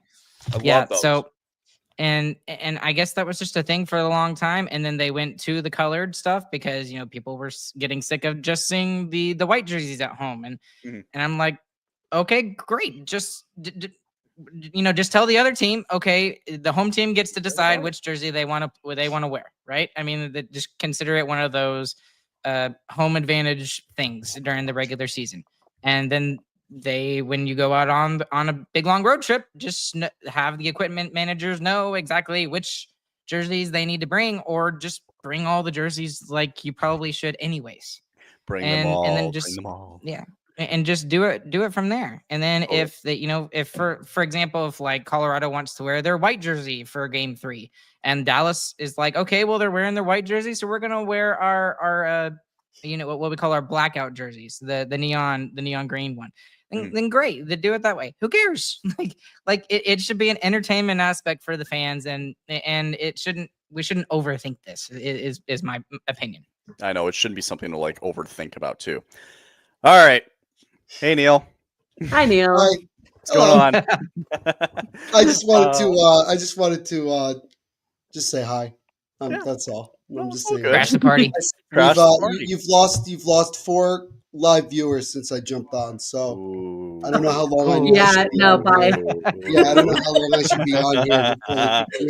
184. That's awesome, by the way. Yeah. Really awesome. I love that. Majority of them are coming from Bailey's. It's Why? more or less Kyle, it doesn't matter how you get there. We love each and every one of you. As long as they go subscribe, then everybody's happy. As long as they subscribe and go and watch every live watch along we do, regardless of the series. And since most of them are probably Avalanche fans, go do the same thing to Ryan's show as well too. Like I feel like that's only fair. Okay. Ryan, are you going live after game 1? I'm assuming you are.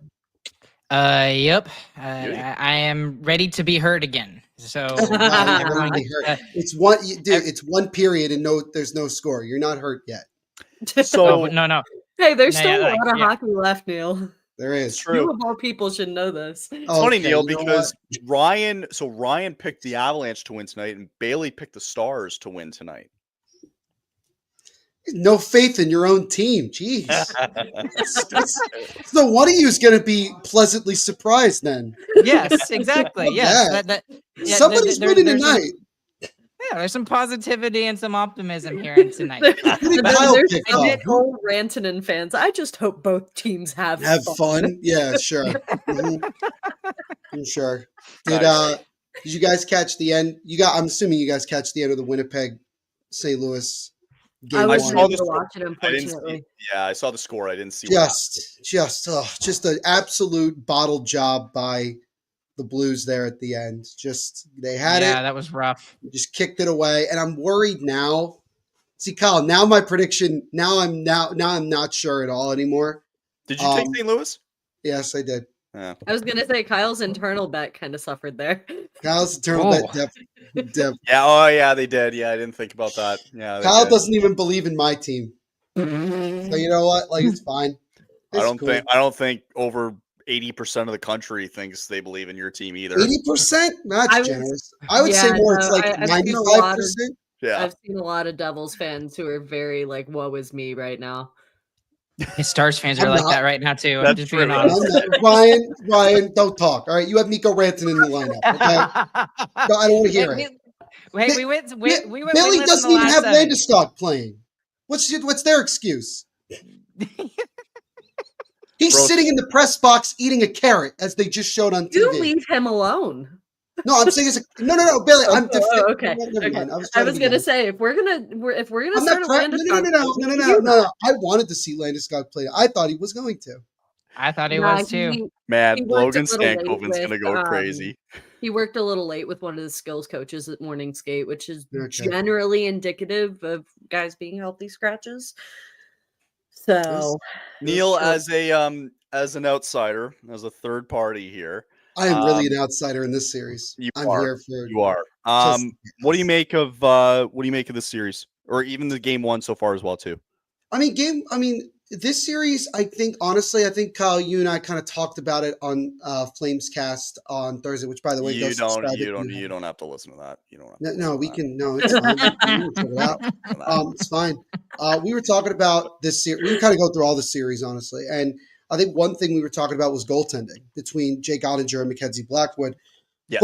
Both guys were very strong in that first period. Blackwood made one particular save. I think it was Jamie Benn in the slot, and he just made a really great almost went 5-hole.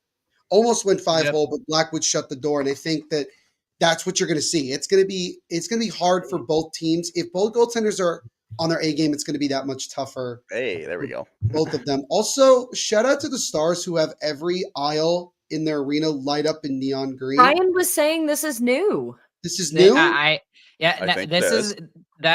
not joking. That is 100% brand new. I have not seen that. That is for the playoffs. Oh. So let me ask Ryan an important Dallas sports question, because I feel like I need to. Oh, good Lord! I really hope it's not what I think it is. It might exactly be what I think it is. So let me ask you this: what is the most significant moment of this year for Dallas sports fans? Luka Doncic getting traded, Mikko Rantanen going to the Stars, or Paige Beckers being taken by the Dallas Wings first overall in the WNBA draft? It's not even close. It's the Luka Doncic thing. Like okay. maybe Paige Beckers was number one. No, well, that is awesome. I love the fact that she's here in Dallas now, and that's going to really boost the WNBA here in Texas. But to me, Doncic just seemed like a pull of the rug. I'm not joking when I say this. Like when they say that Wayne Gretzky was traded, I thought, in all honesty, that Luka was an exception to that rule. Like that anybody can be traded. I thought Luka could not be traded. And then there's 3 words that everyone is talking about in the DFW area right now in terms of the Mavs, and it's just a mockery right now. It's defense wins championships, when the Mavs just got absolutely destroyed a couple of days ago, and it was like 137 to like 86 or something in their final regular season game or something like that. And I was just like, and this is not a knock at Anthony Davis. He didn't do anything wrong. None of the other players did. Max Christie didn't do anything wrong. It's literally just Nico Harrison. And even at Stars games, I would not be surprised. I'm not joking. If in the third period we hear a Fire Nico chant going on, if it hasn't already happened. Like I'm not joking. If as an example, if Dallas was losing, let's just say as an example in the third, like you wouldn't be surprised if they started doing that. You just fire everyone. No, not I. Really? If anything, I would actually make a bet on it. Well, can you use DraftKings for that? I wonder if they could do that. Shameless plug. Yes. It's like, hey, DraftKings, can we get Bailey, that going? sometimes it happens, like not even like we're not even trying to drop it. I'm so proud of you. It just comes out. Well, I'm gonna cut Neil off for that one then, because Ryan just set us up for a fastball right down the middle, and we hit this one out of the park here. Go to DraftKings Sportsbook, use code THPN, you get $5 off, you can get $50 in pick 6 credits, and also in DraftKings credits as well too. And maybe you can also vote on Fire Nico Harrison chance going on there in Dallas. Make sure to go use code THPN, ladies and gentlemen. Be greatly appreciated. Yes. Please do that. That would be great. I don't think there's a worse GM in sports right now. Oh, there's one. Jerry Jones. I'm sure we could find one. Kevin Adams? here's the thing, though. Like, Nico Harrison, like, decided to trade, like, one of the top 3 players in the league for, no disrespect to Anthony Davis, a bag of peanuts. Yes.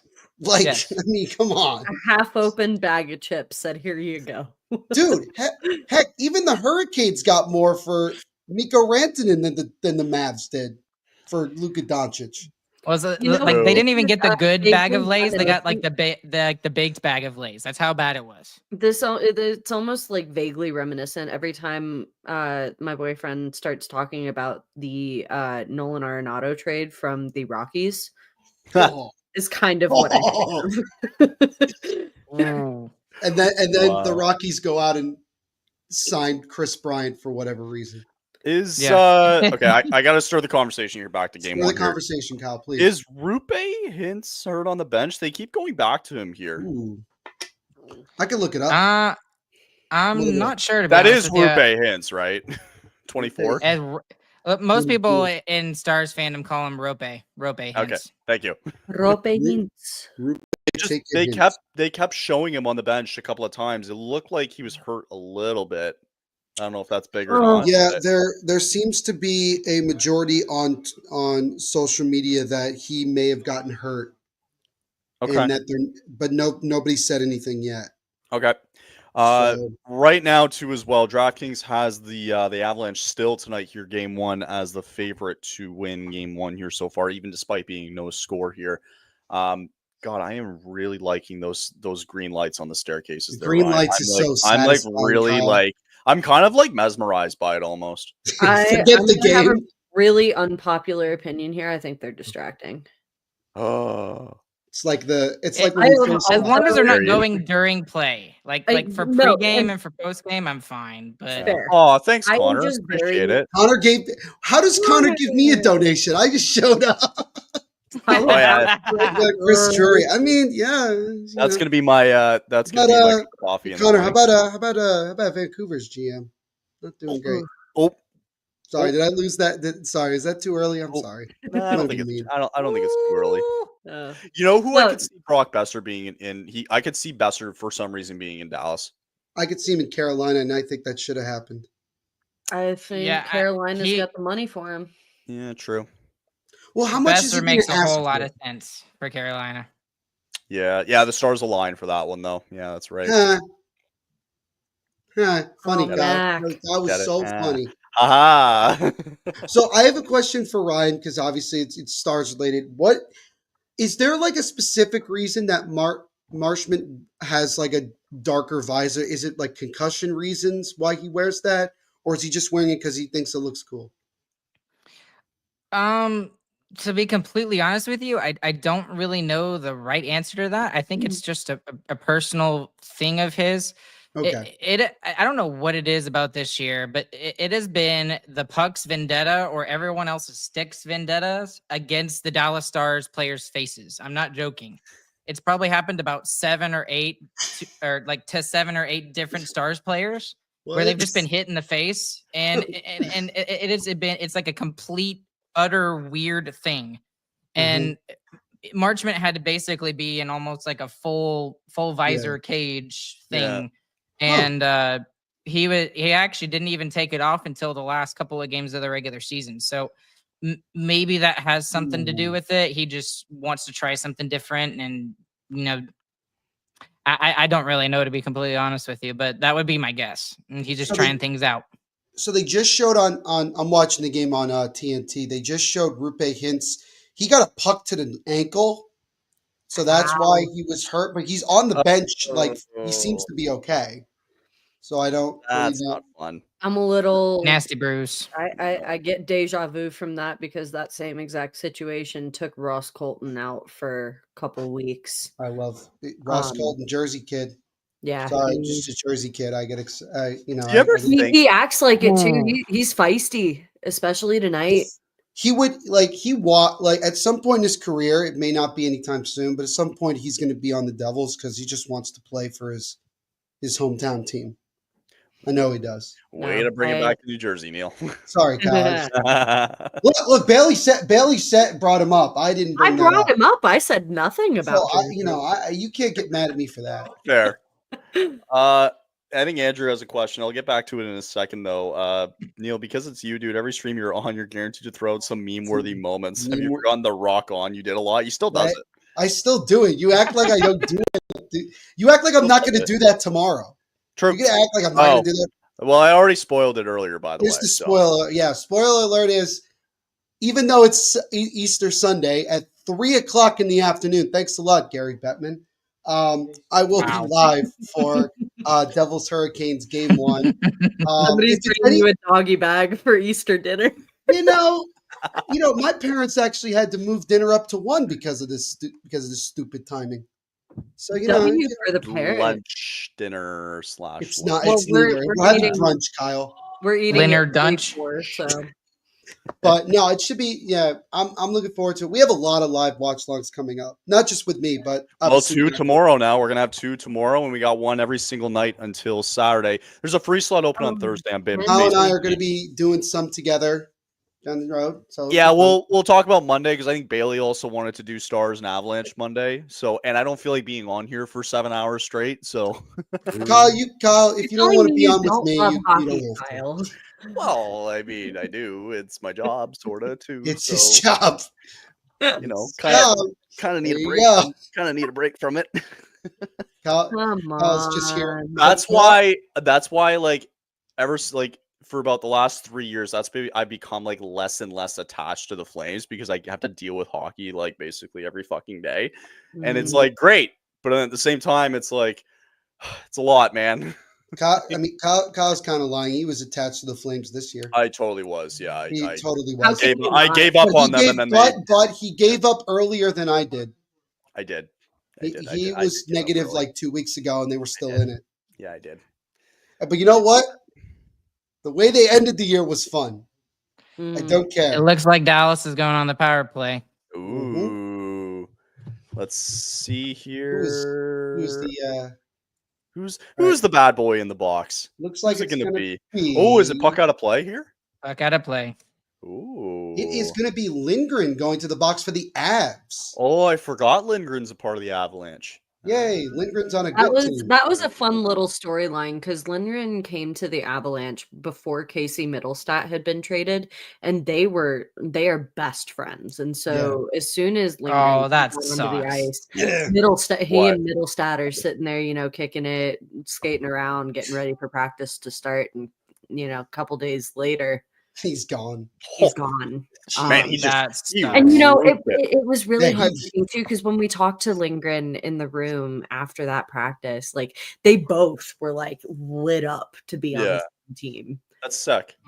That's like the hard part of business hockey. The Avs said, "Screw your friendship." Why is Lightning Panthers series so late? Couldn't tell you. Gary Bettman. Because they want the Panthers to be at full strength when the series starts. Yep. Let's call it like it is. Let's just why does Vegas Minnesota don't start till It'll be interesting to see a Panthers team with a healthy Marchand and Tkachuk. And Sam Bennett. And Sam Bennett. Yeah. But that'll be a fun series. There's a lot of good series going on in the first round, which is great. Yeah. I'm glad that we have this much action going on. Danelle, we'll get to your next question at intermission. We'll get to there, I promise. I'm sorry, it's just not. Neil kind of threw us off. I'm trying to keep it somewhat. I can leave. It's okay. Dang it, Neil! If you want me to go away, I can leave. It's fine. My God. Look, I'm just saying. There's now 193 people in here. I don't think that's much of a coincidence. Mostly from Bailey. Mostly from Kyle. Let me have a moment here. Because I'm going to get like 5 people tomorrow. No, I'm just kidding. Yeah, well, sometimes it's just luck of the draw, right? Like that's true. Game Look at 2, Jimmy. like Jimmy gets a lot of people all the time. Like this dude, like last year's game 1, Rangers Capitals was like the 3rd best live we've ever had. Yeah, it was ridiculous. It was like 15,000 people. We did the draft lottery like 2 years ago, and that still stands as the best one that we've ever done. We had over like 20,000 people. Oh my God. God. It was ridiculous. And it's just sometimes luck of the draw, honestly. It's just, I don't know what the algorithms are or how it works, but it's just luck of the draw sometimes. Yeah. Anyway, okay, so Dallas on the power play here. Hintz just had had a chance that was blocked. It was right in the slot too. Well, good to see that he's back out there now. Yep, he looks like he's okay. He's probably not going to be flying as much as he was. Stars had 6 I was shots. going to say right on the hash marks. Yeah, that's a great chance from Hintz. Oh, what a save! I think Ryan's like, I hate being so behind. I'm behind you. I'm like, ooh, what happened? And now I'm like watching. I know you draw my attention. I'm like sitting here leaning forward. Because I want to see how good of a save this is. Because Blackwood had a good one early on here. Nope, Blackwood, again, we were talking about this beforehand too. With not having any playoff experience under his belt, with this being his first ever playoff game, he looks incredible. Man, what a save by Blackwood. You know, Bailey, I'm so happy that Blackwood finally decided to become a good goaltender. That was a great save by Blackwood. That was really good again. I'm not bitter at all. The consistent confidence. I think that was Wyatt Johnson, if I'm not mistaken. That was Wyatt Johnson. Yeah, that was Wyatt Johnson. No, yep. just a little bit higher, and he would have had him there. So good. Blackwood's tracking the puck well. He's utilizing his crease. He's utilizing space. Both goalies are playing well tonight. For anybody who doesn't know, Blackwood's a big dude too. So he really? I would have never guessed that. A lot of space on his own. That man scares me in the locker room, actually, sometimes. Oh my God, we forgot to play your audio. Damn it. Especially when he doesn't have his teeth in. Ooh, that hurt. Bailey, do you have your... ouch. Sorry, go ahead, Ryan. My bad. No, I hope he's okay. I'm not sure who that was in the corner to Otters. Right? The Avs just got absolutely rocked in the corner in the Dallas zone. Yeah. Wait. Turnover. Okay. That was Ryan. That's Ryan Lindgren. Lindgren he's still down. Oh my God, they're just bullying him now. Well, this is the. That's Ryan Lindgren and Parker Kelly getting shoved. Dude, Ryan Lindgren used to get abused blocking shots for the Rangers in the playoffs. This is not anything new to him. Oh my God. Oh yeah, Sagan's back. That's right. I forgot about that. To answer your earlier question, Kyle, I have the audio ready. Okay, yeah, no, I'm so sorry. I totally forgot about that. Okay. Okay, we'll get. I do want to hear that. I really do. It wasn't. And I love that you're playing it up because it really wasn't. It wasn't like anything special. I just asked him about Landeskog. What was that? Oh, good save by Blackwood again. What was that? Oh my God! How is he? Ryan saw this already. What was that? How is he tracking we got McKinnon. all of this? Oh, that's a dirty muffin goal. No, it's not. It's a lame rebound. Sorry. Bad rebound. Lehkonen gets it all of a sudden. There you go. Okay, Colorado. There you go. That's a bouncy puck if I've ever seen one. I thought it looked like a rebound. It looked like a rebound there, I think. Arturi no. First goal of the Stars Avs series. Boom, boom, Who is 22 on the Stars, Ryan? You can't. Maverick Bork. I think he might have kicked that. I think that might have been him. I think he might have kicked it in by accident. Not even purposely. Yeah. That's a tough rebound to give up too. Oh yeah, that goes off the back of his skate, but that'll go to Lehkonen. They're looking at it, but I don't know what there is to look at, to be completely honest. Well, Lehkonen doesn't deliberately kick it. Oh, did Matt? No, it looks like it went off. I don't know. If it gets overturned, I'm done. That's going to be if really this gets overturned, I'm done. What a goal! It's funny. It did look like Lehkonen had that. I don't think that's going to count. That may not count. That may actually get overturned. I may turn on the TNT broadcast because they're not even replaying it. TNT's replaying it. I'm watching it. Yeah, Victory Pluses. If that doesn't count, I don't. But the NHL's not fun. I don't think that's gonna count. I totally get why it wouldn't count because he's kind of falling down, but you can clearly see the kicking motion here of it going in. Mm-hmm. but I don't think he's falling down. I don't think there's a Okay. blatant kicking motion. I think this stands. That's what I mean, They- blatant, right? Call guy stands. It's a goal. Okay.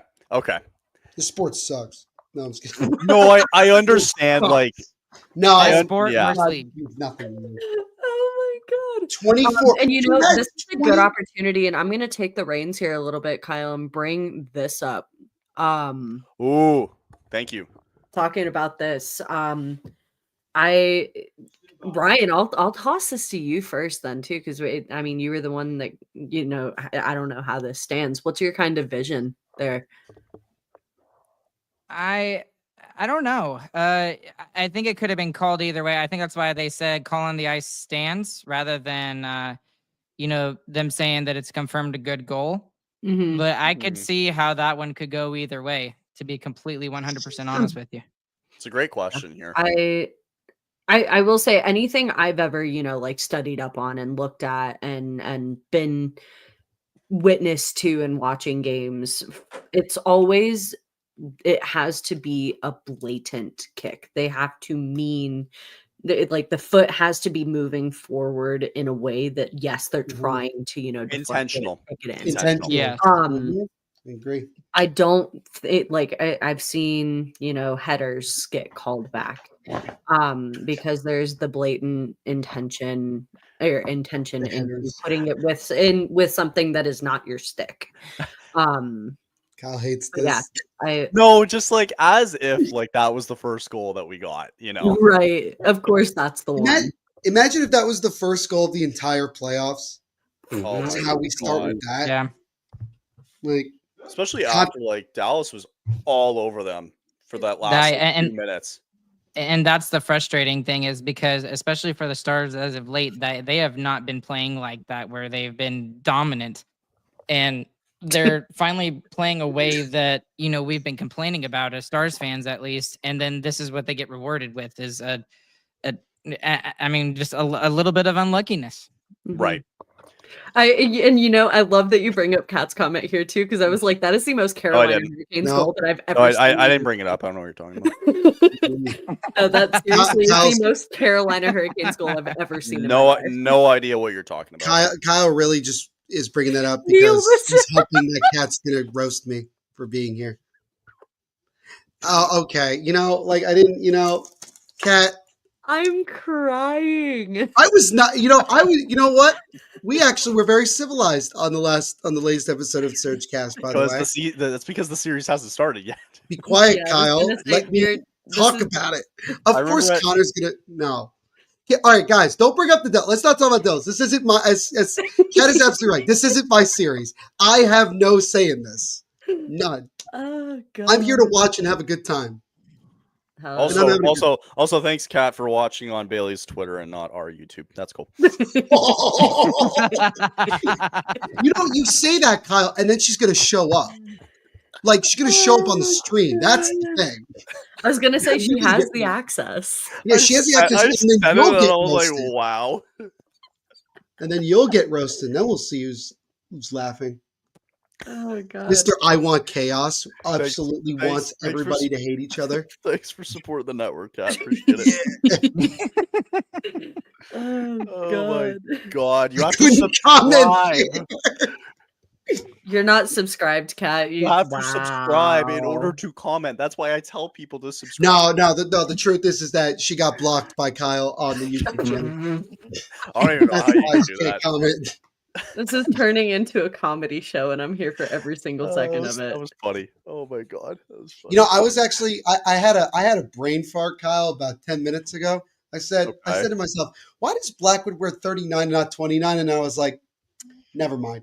Just shut up. Just stop. Only the guy leading for the Hart Trophy votes? No, he should change his number. Screw that. For something else. We're 99. Be that guy. We're 99. He plays like 99 half the time. Good grief. That's hilarious. Could you imagine if he went up to McKinnon after he gets traded and he's like, hey, Nathan. Hey, I'll give you a Rolex. Give me your. I'll give you Blackwood goes, hey, look, man, I don't have much. I'll give you $1. I'll give you a Starbucks gift card. No, you know what? Bailey might not know this, but Blackwood drives a huge, and I mean huge, pickup truck. No, I'm aware. I've seen him. Oh, you know about it. All right, cool. Yeah, I've That seen was him the driving running out joke. of the players' parking lot. The running joke in New Jersey was that he was the definition of said farm boy. So it was like, yeah, that's our guy. See, at least somebody can watch it on YouTube. Zach. Like some people. Why am I catching? I'm not saying anything wrong or negative. God, that series is going to be a nightmare for you to do, Neil, and I apologize. Anyway. No. Do not apologize because that's what you want. Yeah, I do. You're a liar. Oh, anyway. Yeah, no, can you imagine if, like, Blackwood went up to Nathan McKinnon and he's like, hey, I'll give you a Starbucks gift card and a Rolex if I can have your number. I got to be honest with you, that sounds gives it to him for 16 games, and then he's gone. It's like, you can have it for the playoffs. After that, get out of here. You're done. You're done. Oh, my God. Done. Do you ever think, like, a player will do that one day to, like, a high-profile player like Matthews 34? You know what I mean? Like, they go up and be like, hey, can I actually have my number? If it's me, I have zero ground to stand on. You've been here for how long? Like, I wouldn't even do that to Connor Bedard. Like, okay, you get here, that's your number. Okay, cool. I'm done. Because he's the only one in the league that wears 98. Well, but still, like, I mean, oh, that's true. I was about to say Sergachev wears that too. Sergachev, yep, that's fair. Yep. Mm-hmm. Although, did he wear that number in Tampa? I don't think he did. Yes. Oh, hello. Yeah. Hello. Couple of nasty hits. Right. I was going to say that was an interesting hit on Nate. Bro, did you see the hit on Nate just there? Yeah, Nate just got a little. I don't know who he hit. I'm behind. Leave me alone, guys. Sorry, Bailey. I'm also behind. Ryan knew about the goal for the Avs. Didn't react at all. Just sat there. I want Ryan to spoil everything. I was trying not to spoil it for everybody. No, I forgot what stream it was. Kyle and I were doing a stream. I was so far in front of him doing play-by-play. And I think it was the Flames Devils game, right? I know where you were like a solid minute behind. Yeah, it was pretty far back. It was great. I feel like this is the one good thing about, obviously there's a lot of good things, but like if being on press row has taught me anything, it's how to keep composed. Yep. Like I feel like I'm one of the most boring people to watch hockey with now. We don't know that word. We're not allowed to. Yeah, no, you can't. You can't. We don't know that word. We don't know composed. You have to be stone cold the whole time. Yeah, it must.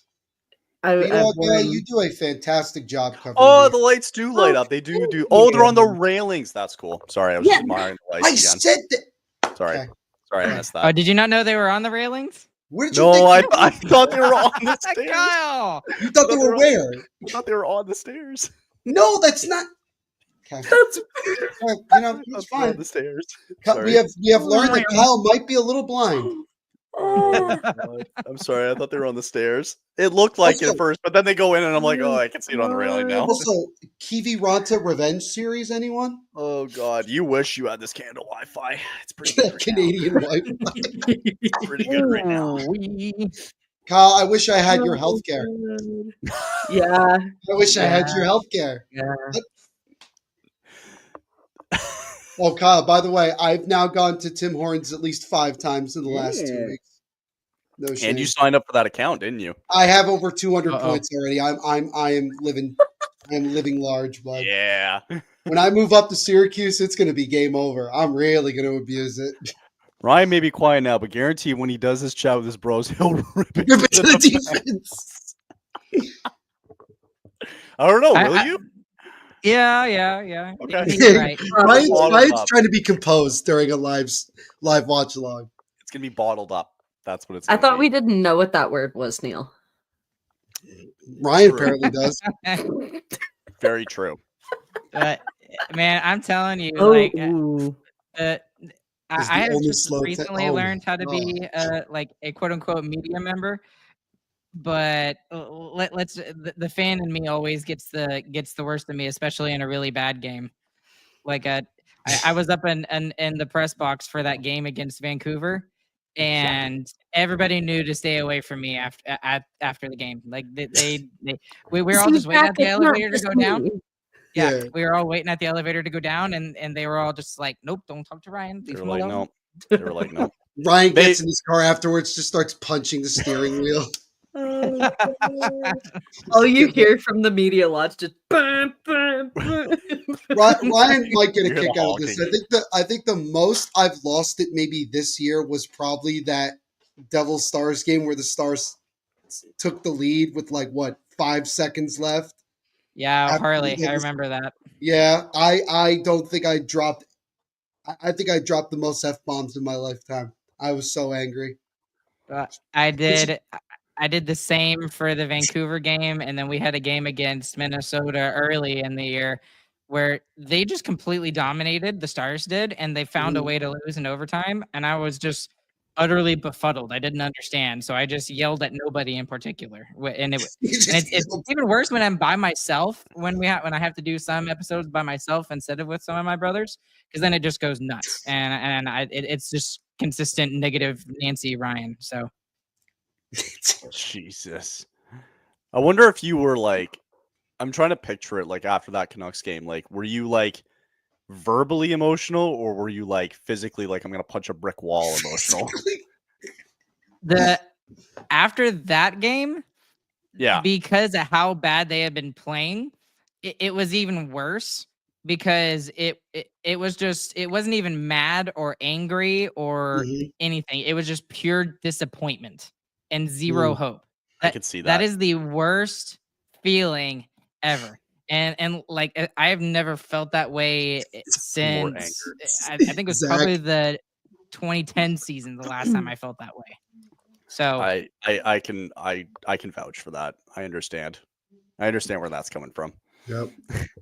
Canes over I talked about this. Yeah, I talked about this on that episode, and I talked about I talked about on that episode where I did it by myself. I kind of put an analogy to how I'm a band director here. I'm a band teacher, music teacher. And it's you go and you vouch for this kid because he's a bad kid or whatever. And he does really, really well for a long time. And you vouch for him and tell all the teachers that he's doing a lot better. And then he goes and does something really, really stupid that gets him in a lot of trouble. That kind of disappointment is how I felt after that Vancouver game. I was just you did everything right. You screwed it up in the last minute with one dumb decision, and you lost the game. And after that game, I was just okay, it's time to get ready for Colorado. That actually does sum it up kind of nicely. It's the perfect analogy. It is the absolute perfect analogy, actually. I like that. It's the life of being a fan, that's for sure. The life of being a fan and apparently a teacher. Also, teacher, to be more specific. No, dude. Oh, that must be. Is it sorry? What's the age group that you teach? Anywhere from 11 to 17, which I guess 18 too. Boy, that 11, 12, 13 must be a riot. And that's where I spend most of my time is 11, 12, 13. So yeah. I used to work at the YMCA, and I spent a lot of time with the middle schoolers. The kids see Ryan, they go, "Oh, Professor Ryan is pissed." Oh shoot! Don't catch then him you just have to, but then you got to put the fear of God. You have to give them that surprise quiz, Ryan, that they all are dreading. Who scored the game-winning goal against the Stars? Oh shoot! Oh.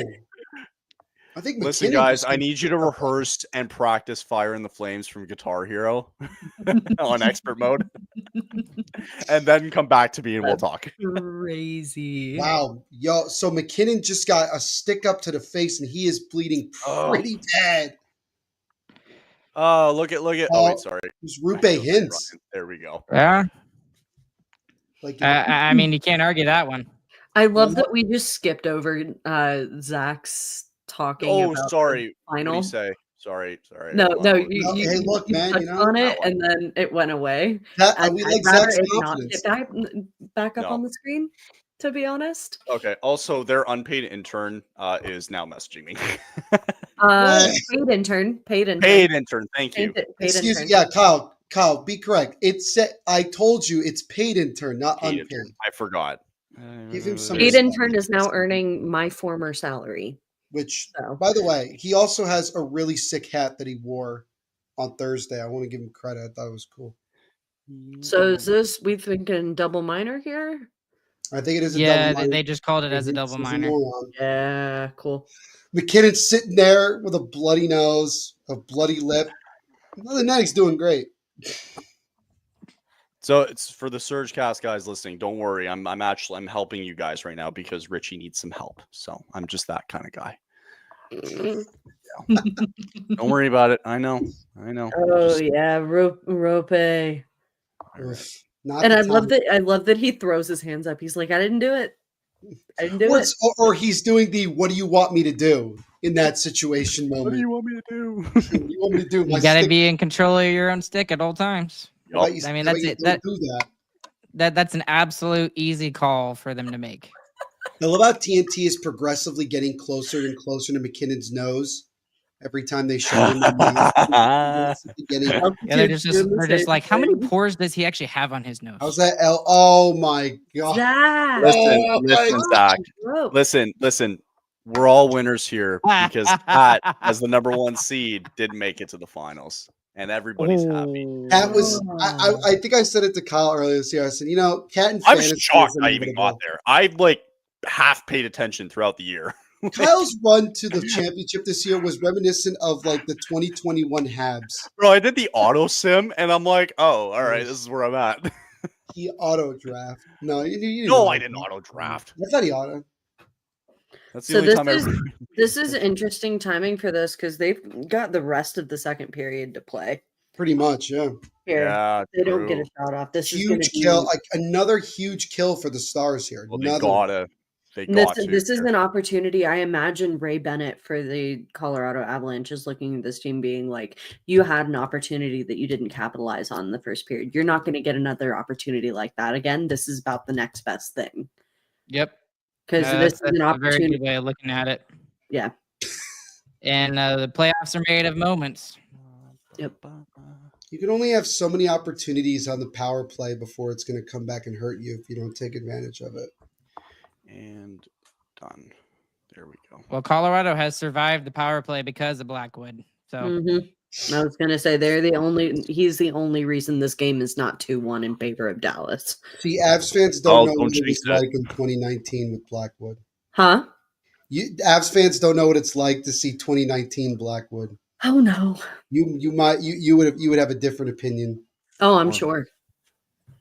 Also, you have Scott Wedgwood, which is amazing. By the way, Laviolette got fired. I saw that. Oh. Sorry. Gave it away. It was the groan that got me. It was the groan. Oh, what was that? Yeah. Yeah. No, not again. Not another it hit off something and then fluttered into the net. It better not be. It better not be. The amount of star power on this team, that's the only way they can score a goal. McKinnon, oh my God. Oh my Are God. you kidding me? Wow. And I will tell you, a little insight too, McKinnon practices that exact shot every single practice. I love it.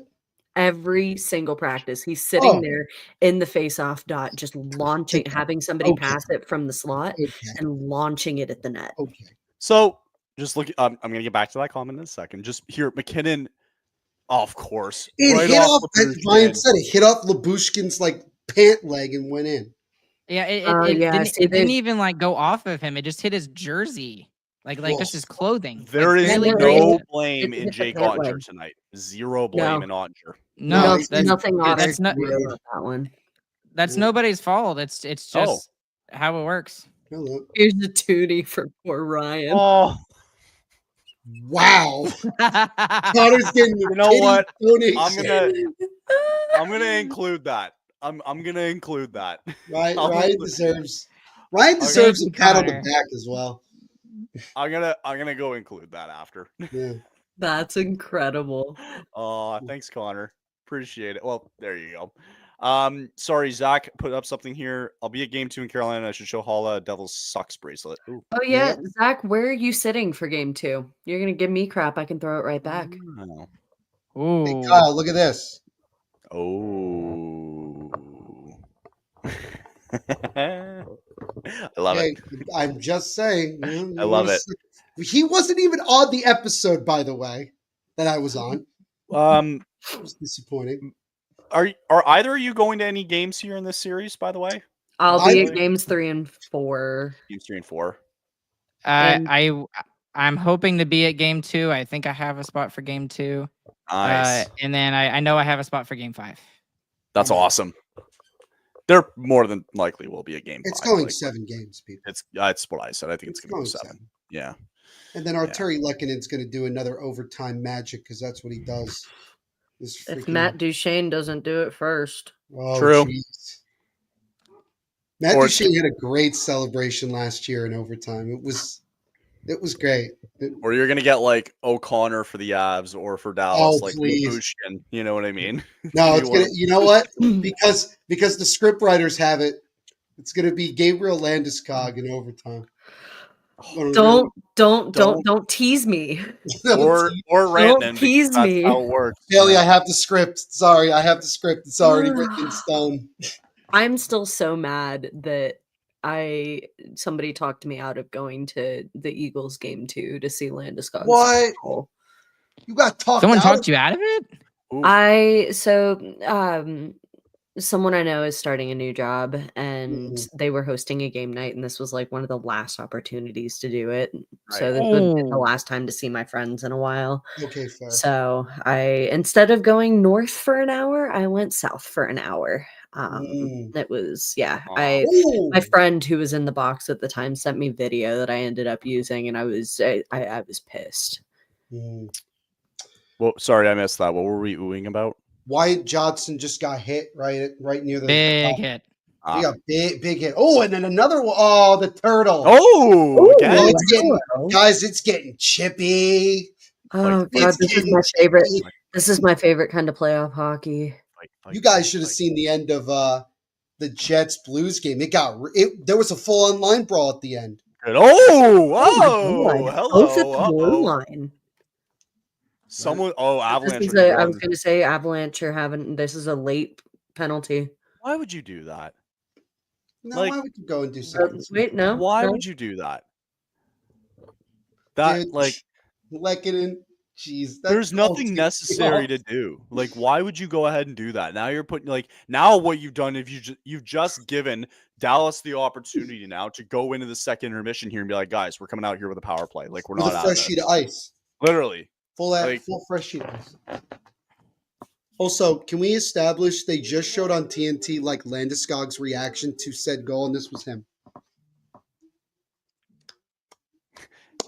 He wants to be there. I don't blame him. He wants to be playing right now. Okay. Real quick, because I think Ryan's gonna head out soon. First of all, I wanted Ryan's thoughts before he goes going into the third period, what we think is going to happen. But also, I also want Bailey to allow you the chance to play your audio because I forgot that intermission. I want to hear this audio you keep talking about. Ryan, I'll give you the floor first. Not anything to call home about. I don't Thoughts about the second power play coming up here in the third. What do they got to do to turn this around here? Obviously, maybe capitalize here on the power play, but what do you got to see differently here? This is the best game they have played in a month and a half, and they're losing 2-0. And I hope I'm not offending you when I say this, Bailey, but I think Dallas has been the better team in the game so far, and they absolutely destroyed Colorado in the second period. And Colorado got 2. You know how players say that's hockey. That's just the way the puck fell for them, and. I don't think there's anything the Stars do differently. You have to make it a little bit harder for Blackwood, and he is the key difference maker in the game right now for both teams. Can he hold on to the third period like he's been doing for the first 2, and especially in the second, he even came out more and was dominant for them. but Dallas has got to make it hard for him by getting in front of him, get some traffic. Don't make it easy for him to where he can see the puck. I mean, that's the only way they're going to be able to score on Blackwood tonight, because he's dialed in, he's ready to go, and Dallas is just going to have to score a greasy, ugly, nasty goal, just like the 2 goals that we've seen. Minus the last like 2-3 minutes, 100%. Dallas has pretty much controlled the entire game outside of 2 bad bounces. Go ahead, Bailey. No, and that's exactly where I'm kind of heading with this too, is I think, spot on with everything you were saying. The one thing they do need to do, and that's the one thing that I think Colorado is beating them at, is creating some sort of challenging opportunity. Colorado's doing a really good job, especially with that McKinnon goal, of finding traffic and finding the little slots that, unfortunately for Ottinger, result in those goals. And I don't think anything that has happened tonight is on Jake Ottinger one bit. There's nothing he can do about either of those goals. And it's unfortunate for him how those ended up bouncing, but Dallas really, I think, needs to do a better job of creating those kind of similar challenges for Blackwood. And that's the kind of game that this is turning into. You're not going to have your superstars, scoring everything for you. This is going to come down to grit. This is going to come down to creating those greasy opportunities outside of the crease, in the slot, wherever may have you. That's just the kind of game this is turning into. Dallas needs to create better opportunities if they're going to score outside of that. Yeah, for sure. But I think that the chippiness is really going to create. It's becoming a game. It really is becoming a game. And this is one other thing I do want to point out, because the physicality that you are seeing from the Stars is extremely, extremely, extremely rare. Like all the extra hitting that you're seeing, that they have dialed themselves into playoff mode right now. That's what they're doing. And I've never seen them play with this type of an edge before. Literally the entire season. I'm not joking. The entire season, I have not seen the amount of physicality from certain players. Like the hit that we were talking about a second ago on Nathan McKinnon, that was Rope Hintz. Like Rope Hintz doesn't make hits like that. I'm sorry. I love the guy. He doesn't make hits like that. That's just not it. He doesn't do that. But that goes to show you what playoff hockey can do. No, you got it. And I do think too that I'd go back to, this is a revenge matchup. This is, you're gonna have the grit, you're gonna have the grease, you're gonna have the chirps. It's going back and forth, just because that's how these two teams have, it's how they were lined up. I think you take into account, again, the Rantanen trade and everything that accounted from that. Colorado never anticipated having him back in their own division. You take into account the way that things ended last year during the playoffs. I think Colorado's become a little bit of the author. They've become the authors in a lot of the kind of grease and turmoil that we're seeing coming out of Dallas, which I don't think is a bad thing. I think as long as you keep it clean, I love seeing stuff like this. I think it creates a lot of emotion, and I think it creates a better matchup overall. All right, I got to cut that there, but good convo. Love it. Also, real quick, Ryan gets a toonie. Apparently, I get a toonie, and Bailey gets a toonie. And no wow, this is awesome. Good stuff. Perfect. My bill. Well, let's go to break. We'll come back, and we'll listen to Bailey's audio. I don't know if Ryan also wants to stick around for that as well, too. Otherwise, I'll give you the floor here if you want to pump up the show a bit as well, too. If that's the case, Ryan, I'll let you kind of have the last word here with the show, as he's going to be heading out here for the third. Yeah. So sorry, guys, I got to run because there's some other media stuff I've got to get to with some other things too going. But you're good. But as always, Starcastic Remarks is the name of our show. We're at Starcastic are literally anywhere and everywhere. I'm not joking, everywhere. And we're doing a live episode literally right after the game here tonight. I think I've got it set for like 10:30 or whatever. But come and check us out. Come hang out with us. We are loud and boisterous, but as always, sarcastic. So if you like to have fun and hear some sarcastic things going on, you'll be in the right place if you join us. Perfect. And I'm just going to put it right here as well, too, in our socials as well, too, just under the comments. Ryan, thank you as always. Appreciate it. Hopefully we'll get another one in you as the series goes on here. Have fun at games. Was that 2 and 5 you think you're going to be at? Yep. Nice. Cool. As always, have fun. And okay, perfect. With that, we'll go to break and we'll come back. I think the three of us are sticking around as well, too. So thanks for joining, Ryan. And thanks, Ryan. Yeah, appreciate it. Ryan. Thanks, guys. All right, and we'll be back after the break, guys. See ya.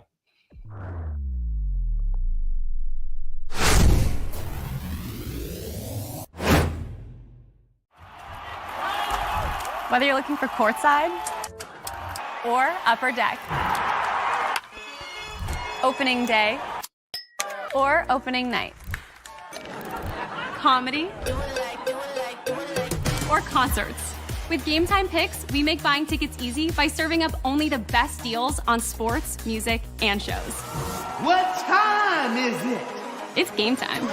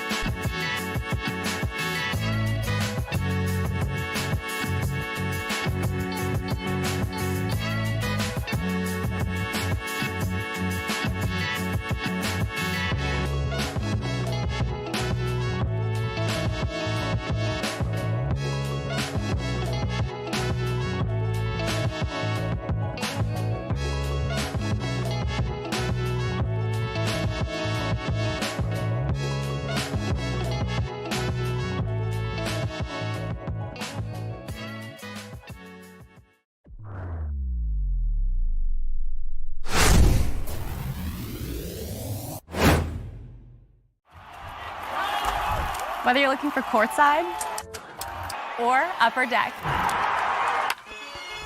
opening day or opening night, comedy or concerts. With Game Time Picks, we make buying tickets easy by serving up only the best deals on sports, music, and shows. What time is it? It's game time.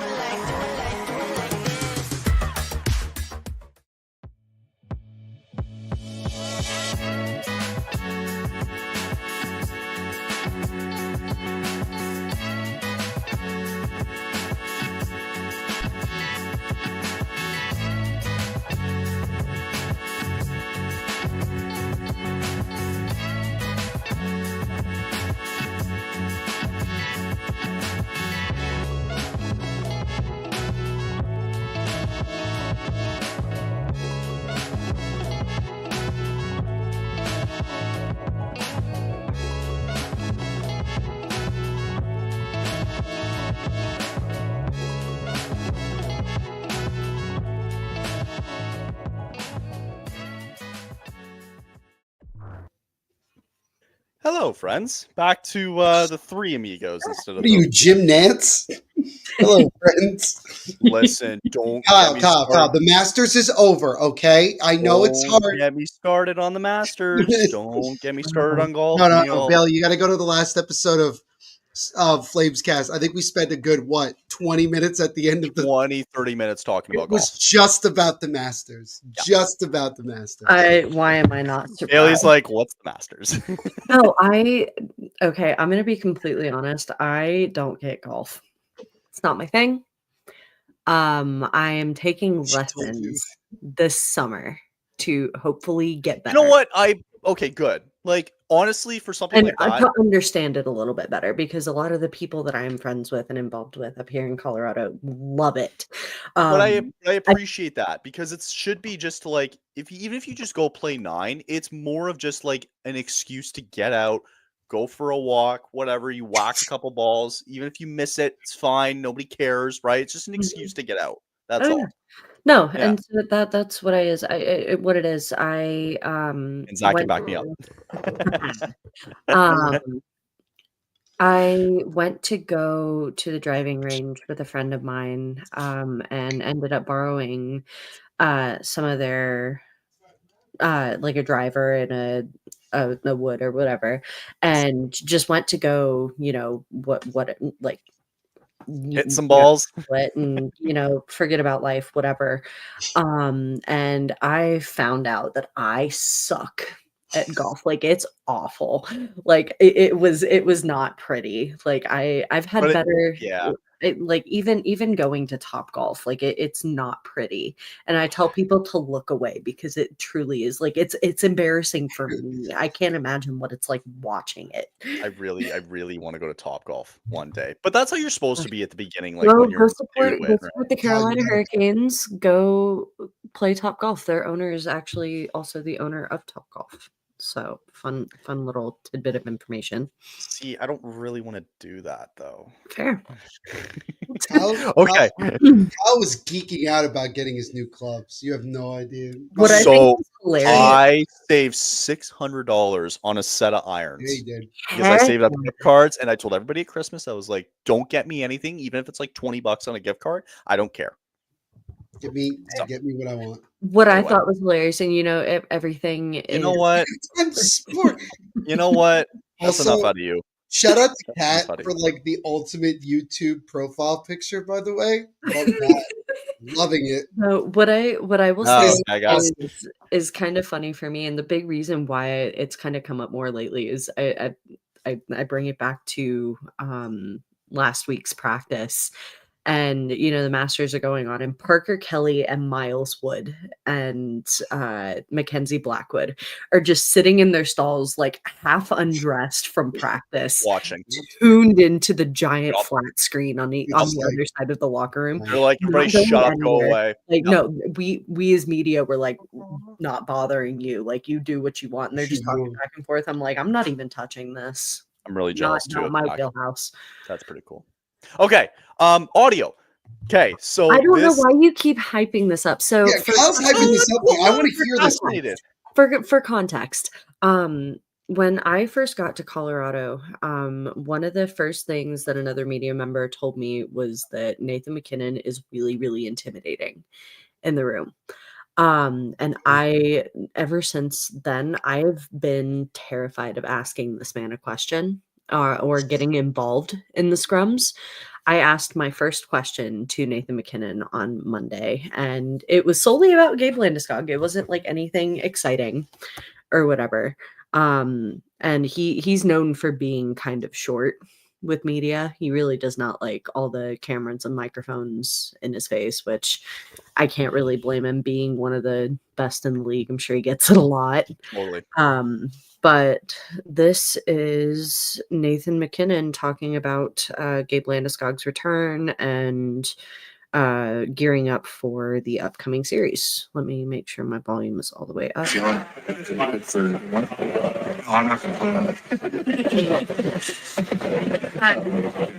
Gabe obviously got back on the ice this past weekend. What are your kind of thoughts on that progress and him potentially rejoining you guys? Yeah, it's great. Obviously, it's brings joy to everybody seeing him play. It's a lot of fun. It looks great out there. What's the experience like for you, just being there and getting to see it and take it all in? Yeah, it was awesome. I mean, don't know what to expect, obviously, but I thought every shift he looked better. I thought game 2 he looked a lot better as well. He almost played 20 minutes or something like that. So, he's in a good spot.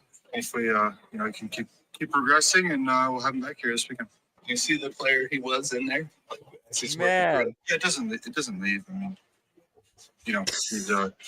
he's Gabe Landeskog at the end of the day, and obviously there's going to be some rust. 3 years is a crazy amount of time off.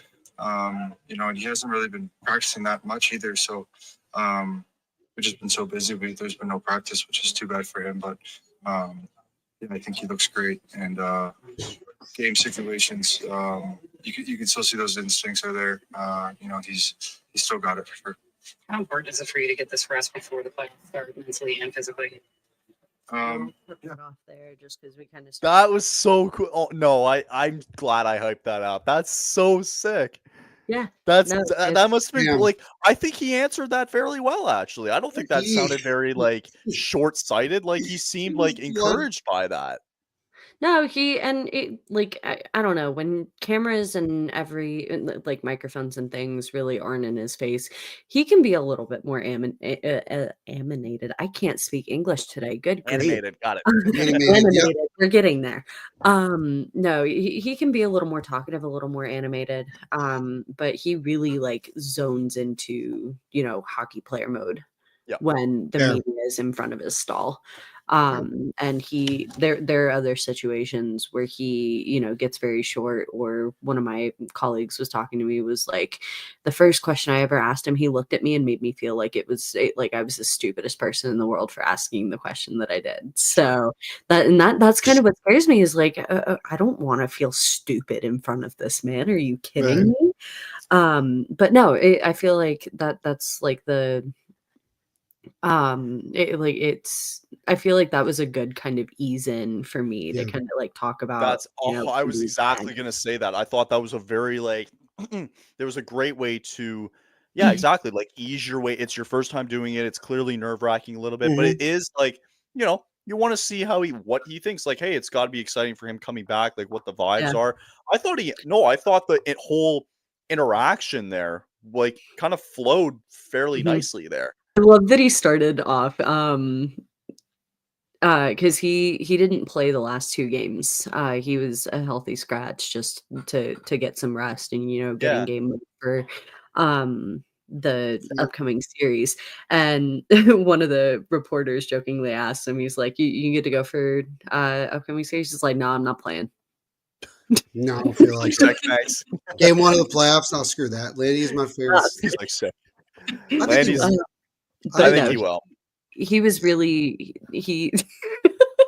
no, but he really had some good insight. I especially love the quote talking about still seeing the player that he is in there. And also, we are back for third period. And so I really love kind of getting that insight too. And I think especially as we talk about, the chippiness that's started to arise early on in game 1, like it's going to be interesting seeing how Landeskog, there's contact, and the AHL is known for being a particularly brutal environment for hockey when it comes to contact. But NHL playoffs are a different beast. So it'll be interesting to see how he draws back into that, because I'm going to put it in the same words that Eric Johnson did. It's a matter of when at this point. There's no if. Right. But like, just like finishing up on the subject here with that, like, as somebody who's been doing this for the last couple of years, like, and I've seen like people who will have the chance to now go in like into the locker rooms and stuff like that. Like, it makes me like, getting a little personal here with doing this with THPN, like, it makes me feel like really good and really cool to see that you guys are like having that sort of access, and you're gaining that, and also relating it back to a show and a podcast that I'm still not going to spoil, that you'll that eventually goes back to it, right? And then it just like, like, even the one tweet that you had, Bailey, what is it? When you literally like broke the internet, over 1 million people were looking at the one after the Rantanen deal. 1.2 million views. Like, how bananas is that? Blew up on one tweet. Crazy. One thing, and it went banana lands, right? The interesting thing was, I was not even the one that broke that. I was just the one that had the video. Right, still, somebody showed it though, right? And it happened to you, and it was like, whoa. I think if I'm not mistaken, I think I saw it on like Bleacher Report Open Ice at one point. I think it got brought up on there. I was like, somebody put this tweet out. Somebody put this tweet out. Meanwhile, it's Bailey. I said to myself, wait, I know that person. I know exactly who that is. Blew it up. 2 different NHL insiders picked it up. And that's how we got the 14 list, was Pagnotta and oh God, I want to say it wasn't Friedman. Maybe it was Friedman, actually. I don't remember. I think it was Breach. I think it was Friedman. And he started commenting on the 4 teams, and I'm just like, what is this life? Paul Bissonnette picks it up. Yeah. He did. Yeah. Zach said it too. Biz picked it up. Yeah, and Biz picked it up, which Biz, I think, is a hilarious TV personality. Dude is controversial. And I was a little, like, do I really want my name attached to this? Do I really want to be associated But with at the this right same now? time, It wasn't though attached, like it wasn't. Yeah. yeah.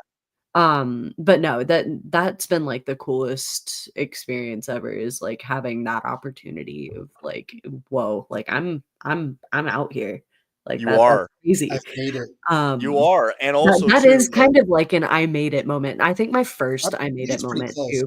man. I was talking with a contributor that the Hockey News had put on my site, and we're having a meeting just talking about, how articles are going to roll, how he kind of does things, kind of taking me through the ropes because I'm very new at this point. And he brought up, he was like, yeah, I saw your name on ESPN Fantasy. I was like, huh? Yeah, no, I did know that person. I went on ESPN Fantasy. I forgot when you came on. I was laughing. I was like, look at this. No, and it was kind of crazy because like he sends it to me, and I need to go find this actually because I don't remember the player. Sorry, catch me up here on this because I'm lost. Yeah, so on the ESPN Fantasy thing.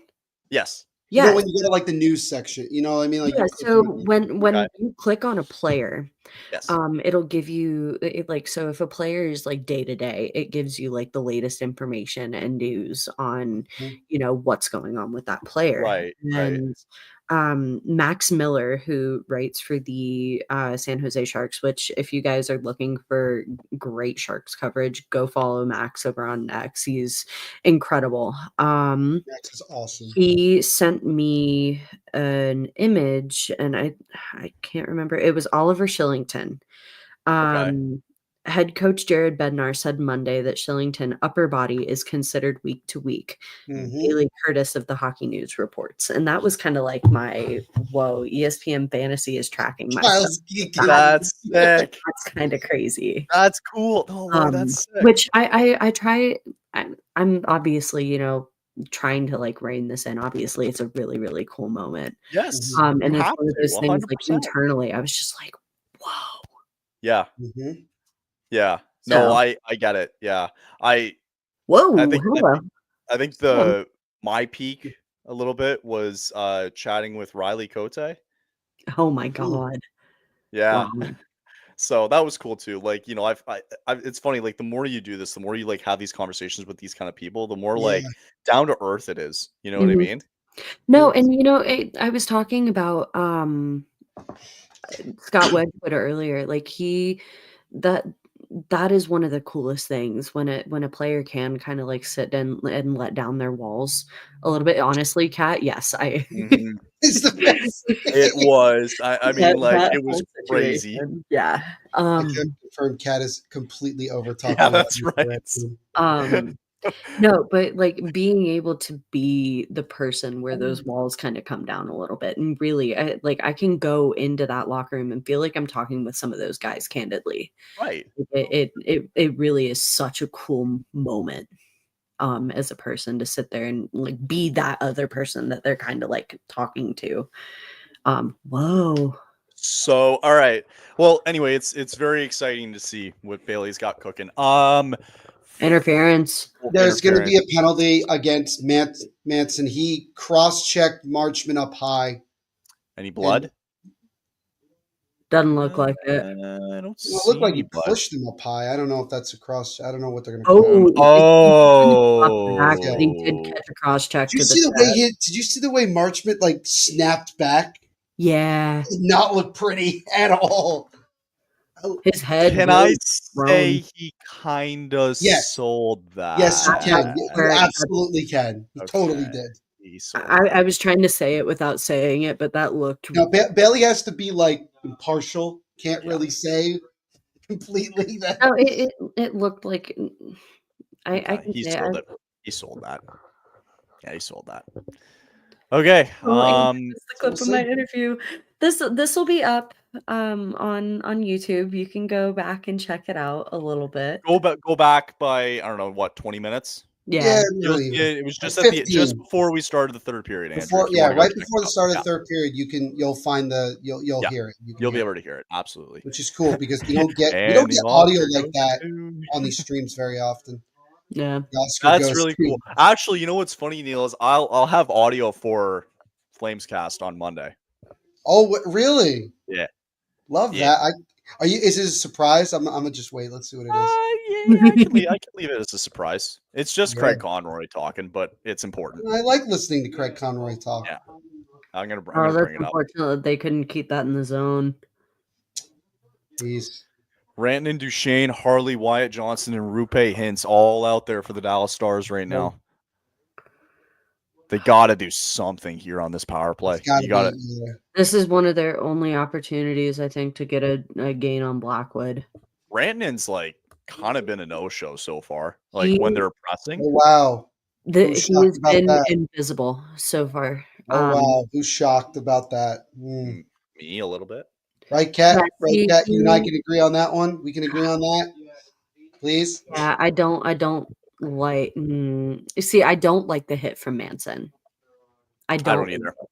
I don't either. You don't like it in the sense of like it being called or him doing it? No, him doing it. Him doing it. Okay, fair. I don't like the hit from That's him. fair. I also don't like what resulted. It really. Yeah. Without, I can't say it any other way. It does look very sold and dramatic. I agree. Obviously, like I'm not the one out there on skates getting hit in the chest. But at the same time, with hit like that, like why is your head snapping back like that? I don't know. He sold that one. Yeah, he definitely sold it. Yeah, he sold it. I don't know. All right, stuff out there. 103 left here. They got to do something to get. How about let's start with putting the puck on net. Let's start with that.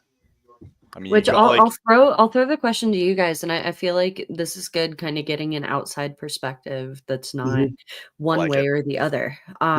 When you look at Rantanen with the Avalanche versus Rantanen with the Stars, obviously a team that he wanted to go to more than he did to Carolina, is Rantanen? I hate using this term, but is Rantanen a McKinnon merchant? Kyle, you want to answer this first, or you want me to go? Sorry, a merchant in the sense like him trying to be his own entity? Yes. No, he's not. I don't think he is. McKinnon can single-handed, for the majority of it, like he can help drag this team. Did something happen? Yes. Okay. I don't want to spoil it, but let's see it here. You'll see it yourself. End of the power play here. Dallas still pressing. Oh, and of course it was him. That's so funny. Johnson back. That's Harley actually with funny. Harley 1 point scores. Wow. And dude, why is he in the middle of everything tonight? Rupe Hintz. There you go. Rupe Hintz. Dallas right back in it. There you go. He tipped it in front, right? That was a great deflection in front. Beautiful deflection. And that goes back to what we were talking about too, about Dallas having to find those gritty areas, creating traffic, trying to find something. Your Stars aren't going to get you those pretty goals. Not when Blackwood's hanging out like this. Oh, he didn't have a stick either.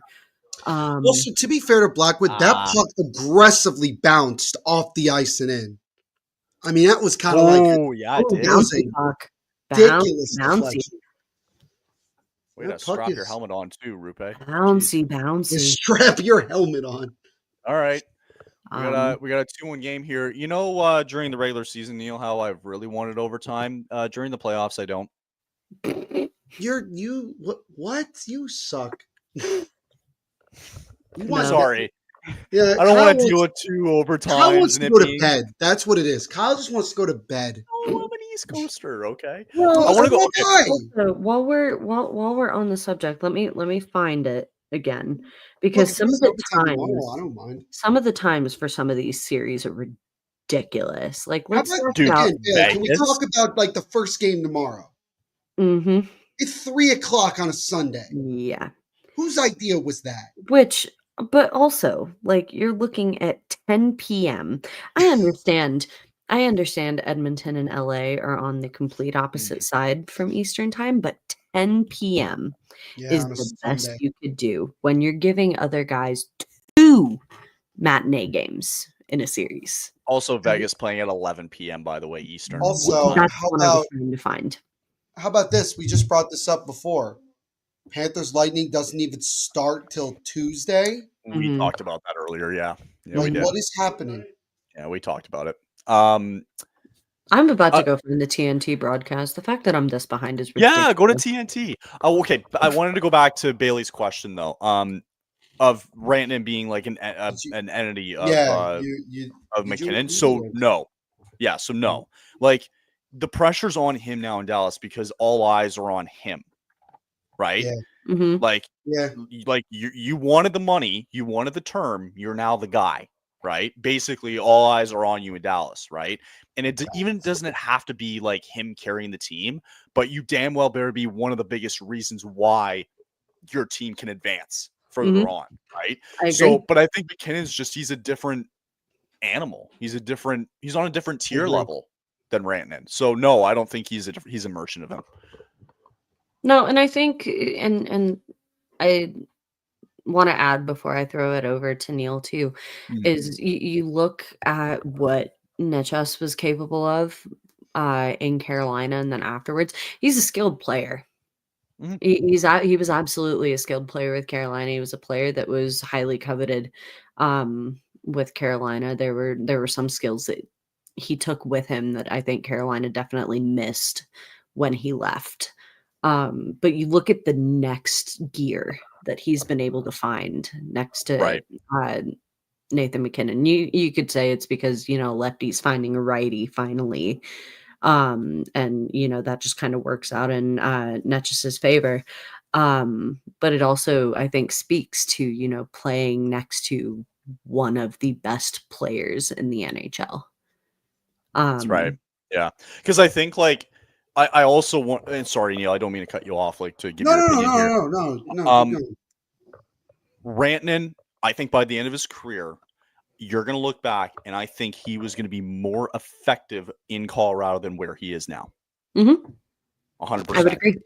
Because I don't think he can carry a load on his own compared to what McKinnon can do, right?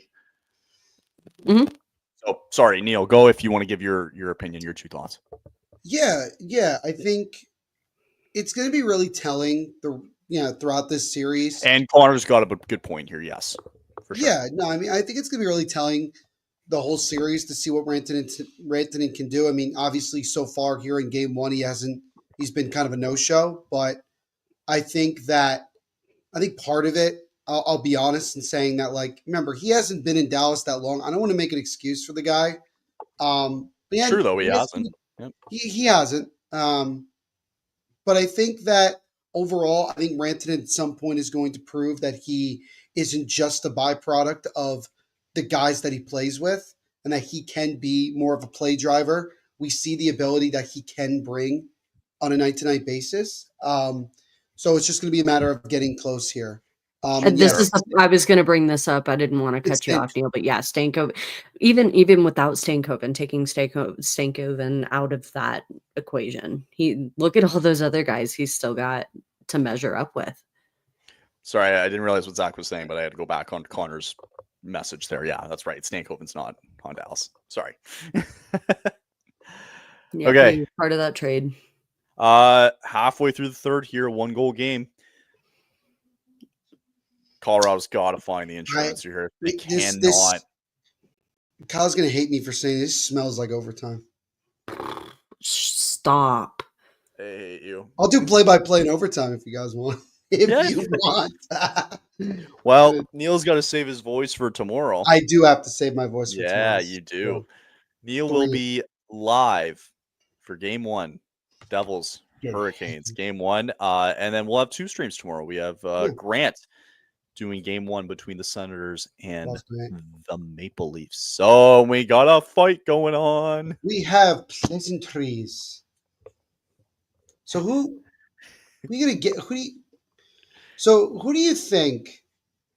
Okay, I'm gonna throw this over to Bailey because I'm really curious. I don't know if you've written about it already before this series started. Who do you think is the X factor for Colorado in this series? He's been a little quiet tonight. My take is Charlie Coyle. Interesting. Very interesting. He's been on a heater for the last 8 games for the Avalanche, and take away the fact that they weren't playing like to their fullest on in their last 2 games. Right. That's essentially the B team. But Charlie Coyle, if I need to bring up some stats here because I don't want to get anything wrong. Sorry, I think McCarr just ringed one off the crossbar. He did. His shot hit off the top bar. The post. Why am I not surprised? He beat Ottinger, but not the iron. Wow. I thought he was going top corner with that shot. Holy crap. No, but Charlie Coyle, I think, is a testament to the depth that they have going for them right now. You've got a guy who's in some situations, playing that second C spot, but in most cases is playing on that third line center spot. And he's in the last 10 games for the Avalanche, or at least, hold on, 1, 2, 3, 4, 5, 6. In the last 7 games, I'm going to go through, he's had 11 points in 7 games. Rantanen just got crunched from behind. Kyle's the best. Kyle's the best. Oh my God, you just spun somebody out too. That's crazy. I'm sorry. still I need to pay attention to the game because I feel like I didn't do that at all in like the second period. That might have been my fault, Kyle. I'm sorry. It was totally. I jumped on the stream and Kyle forgot what he was doing. Forgot how to like, do his son of a job. bitch. I have to like make a new over layout for him, and I gotta get it in. I screwed you over. I gotta set up your stream after this game tonight, by the way. Okay. So I hope you're happy. I am very happy. Yeah. But yeah, that's my answer for X happy. Factor. I think if I could nail it on one guy, it's going to be Charlie Coyle. Like I had Martin H's as my X Factor. Which I if he can find his gear again, I think absolutely. He could be an X factor for this, but unfortunately, Netchus is one of those guys who tends to fall off the score sheet a little bit during playoffs. We saw it a lot with Carolina, and Jared Bednar's had a lot of conversations with him, especially over the past week, just kind of talking about that tendency and trying to nail down okay, what is the issue. And obviously I don't think he's been able to find it quite yet in this game. Things that he talk about guys who've looked a little invisible. We can talk about Rantanen, but I think Netchus also is going to be, he's kind of falling in that conversation currently. Yeah. There's another gear for him to find before he's considered an X factor. We're not talking about the Leafs tonight. We're talking about them tomorrow night. Go ahead. No, screw that. We can talk about we're not the talking, I don't want to talk about the Leafs. Sorry. The Go Leafs. ahead, Bailey. Sorry. No, I'm ADHD is going crazy. But yeah, that's my take on that. Okay. Netchus is a safe bet in many other cases, not for the playoffs. While we have Zach, and if Kat is still watching somewhere out there, are we gonna have, like, I know Neil's doing game 1. For some reason, me, Jimmy, and Neil are doing game 2. For some reason, nice. For some reason, are we gonna have you guys butt heads eventually? One game, one stream coming up here. Well, that's kind of up to them, not me. If they want I know Zach's getting really busy. Zach's busy. A lot of his stuff. Okay. Yeah, I know. He's got 2 podcasts. He writes for a living. He's got another job. Covers the Guardians, I think, right? I was gonna say he's got his D&D. What doesn't this man do? He's got his D&D. His D&D. Oh, that's amazing. I love D&D. Oh man. I wanted to brush off talking. Yeah, listen, Grant's doing a whole stream tomorrow on the Leafs. You want to do that, do it then. We're watching let Grant do his thing. Oh no. Oh, I heard screaming in the background. How on earth did he save that? Say again. Goes back. You gotta Labushkin be kidding me. dumps it in. Say again with it again. Scramble in front. Rebound. What a Oh my save by God. Blackwood. Rebound again. He missed it. No, Kyle, you didn't miss. Blackwood got it. He got a piece. He got a piece of it. He somehow got a piece of that. Oh, this is not Mackenzie Blackwood. This is actually like Patrick Waugh disguised Mackenzie Blackwood. This is stupid. This is Only actually Hurricanes post May 1. Only Hurricanes post. Holy moly. I can't believe you got a piece of that. That's crazy. What a And yes, That I will. entire sequence is just whoa. My brother just yelled out, "I've seen enough. Give Blackwood the Vezina." Screw Hellebuck. Conn Smythe, yay. Conn Smythe. Take Yes, Connor yes. Hellebuck. I'd be worried if I was Winnipeg, by the way. You know, Hellebuck didn't really look all that good tonight. Oh, All hey, right, there you go. Neil, the challenge has been issued. Bet. All right. My response to you, Zach, is bet. Okay. Also, I I miss interacting with Zach. I haven't interacted with him in a minute. I think I can safely say Cat is gone. That's okay. Oh, okay. Thanks a lot, scoreboard. What? I'm not looking. I don't want to look. I don't want to look. Look at anything. I'm not looking at it. No, guys, just don't look. Don't look. I have Dallas pressing here. Sorry, I Let's see don't want it. there I don't you want go. it to get So spoiled. I guess There. No way. Holy smokes. That's what I think it. Whoa. It is. Boom. Johnson, Duchesne. Oh, don't tell me Dallas you is guys going to are tie this. I'm going to be so mad. No, the other way here. 4-on-2 almost here. Manson Yes. tips scores. Oh, it's Manson. Welcome back to the lineup, Josh Manson. That is huge. Wait a minute. Devin seen it Taves, yet. Devon Taves. Oh, was Guys, it Taser? So they just showed another replay of Hi, Becca. what we thought was a Blackwood save. It was not. It was Brock Nelson's Oh, it was stick Nelson. that denied it. What a Wow, goal he didn't even mean to save that either. Oh, this is my friend. This is my friend What Becca. a goal Hello, from Becca. Devon. Hello. Becca, put in the chat. Oh, Who's winning? sorry. Who's winning WrestleMania tomorrow? Are you going with Cody Rhodes or WrestleMania. John Cena? They're nice out in hell, my boy. I miss talking to my boy Neil. Ah, isn't that nice? Zach's lovely. Zach's a great apparently guy. you missed the best moment there in WrestleMania or of Mania. Okay, that the Cody timing Rhodes. is the only reason this works. What a setup from Josh Manson. I want to see a better angle on that Brock Nelson stick save. I'm telling you, Brock Nelson got a piece. I'm telling you as I saw it.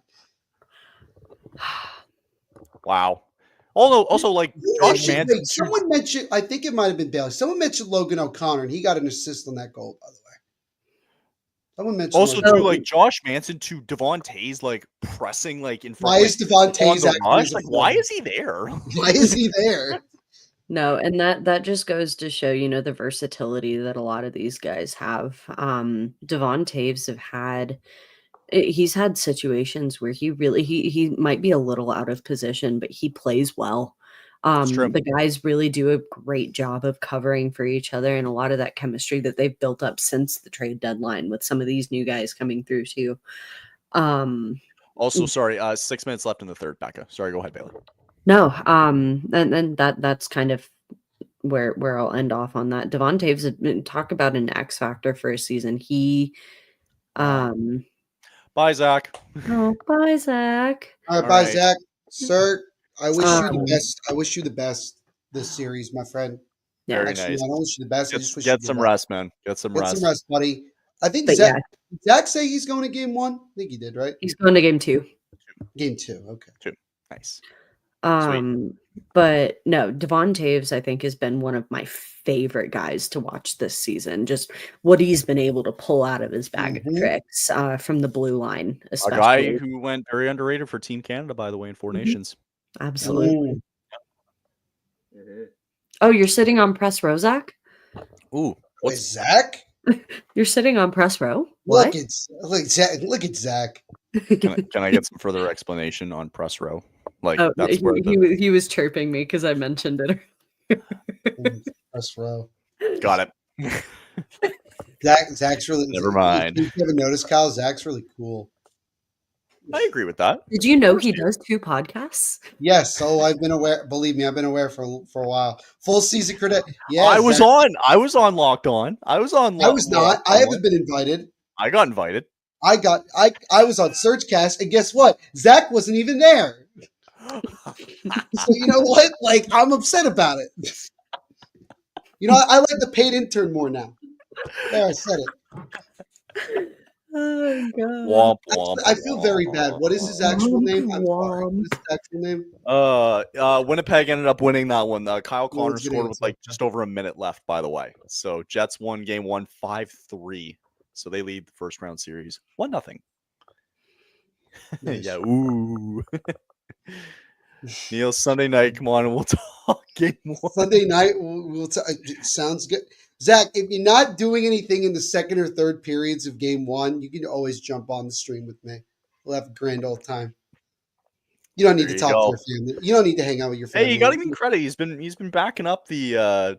That's amazing. No, Zach. No, Zach will backs up. Zach backs up what he says. He's backing up what he says. You got to. I love it, which I love. I absolutely love. You're calling on Zach for missing a podcast. He was there. Well, no, because he sent me a message yesterday. Oh my god! This is turning into the Hockey Podcast Network After Dark. This is always what happens. I like that actually. HockeyPodnet After Dark. You want me to? Okay.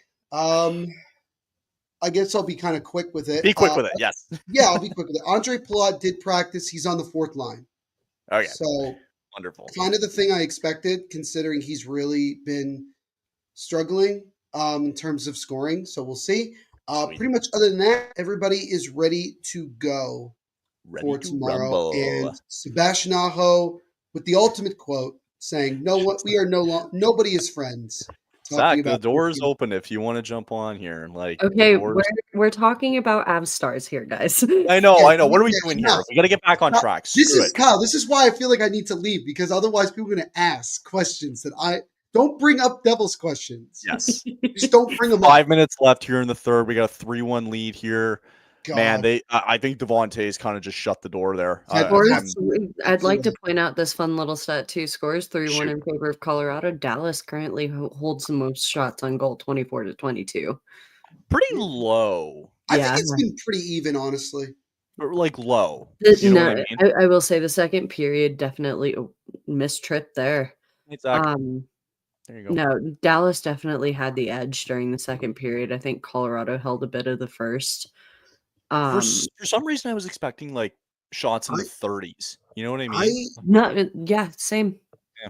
But if you look at that first game between Winnipeg and St. Louis, both teams didn't reach 20 shots till about 6 or 7 minutes to go in the third period. It was pretty low shots in that one too. Which it makes sense during a series like this too that is getting really chippy.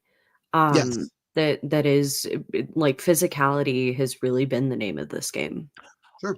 Bailey, I wanted to ask real quick, 4 minutes left here in the third. I saw Jonathan Drouin being right out there, like first power play of the game. Like, how important is it for Drouin, to like kind of, this is an important playoff stretch for Jonathan Drouin, frankly. It is, especially considering how much time he's missed. Yeah. This regular season, and the fact that he still holds on to that spot just goes to show how much confidence Bednar has in him. And not only that too, but the fact that Nathan MacKinnon can still kind of make do with it and work with it. I touched a little bit on their chemistry. We go all the way back to the Halifax Mooseheads. Yeah, absolutely. Yeah. Forget about that. So yeah, I think that chemistry is super, super important when they're on a line like that together. They played a little bit of 5-on-5 together during the season. And then Lehkonen kind of started commanding that spot. People forget that duo of Jonathan Drouin and Nathan MacKinnon in junior hockey when they played for the Mooseheads. That was probably the best duo, like, of all of junior hockey. It was like of all time. Oh, man. And you go back to, MacKinnon getting his number retired this past offseason and how proud Drouin was. Speaking of which, here, hold on a second. McKinnon's going to get a chance here. And it is Nathan MacKinnon who shuts the door on the Dallas Stars. 3 minutes to go. He gets the Avalanche to 4, and MacKinnon picks up his first of the postseason. Avalanche lead 4-1. I hate. Right. By the way, guys, I just got a DM from Zach. He said shoot for 7 p.m. He goes shoot for 7 p.m. to recap game 1 on Locked On. Of course not. Oh, you got to be kidding me. Oh, you actually have. You cannot be serious. Was there anybody close tonight, predictions wise? I had 3-2 overtime. I had 5-3 the other way. I had 5-1 Avalanche. No, I had 5-1 Avalanche. There's your prediction. Yeah, you're funny. Yeah, I'm very. I like to think I'm one of the funniest people you know. This is what happens when up for debate. Yeah. It looks like slowly but surely Dallas started kind of breaking down there. Oh, they did score. That's what I'm saying. Oh. What and guess who scored the 5th goal, Bailey? Take a wild did they score again? Is it 5? It's not 5. It is 5. No, it is 5, isn't it? Why is it not updating on the screen? I don't know, but it's my God. No, and it was none other than Bailey's X Factor, Charlie Coyle. That was a great pass by Jack Drury. Jack has been, you talk about an underrated situation. Like when that trade first happened, a lot of the attention was on Netchus.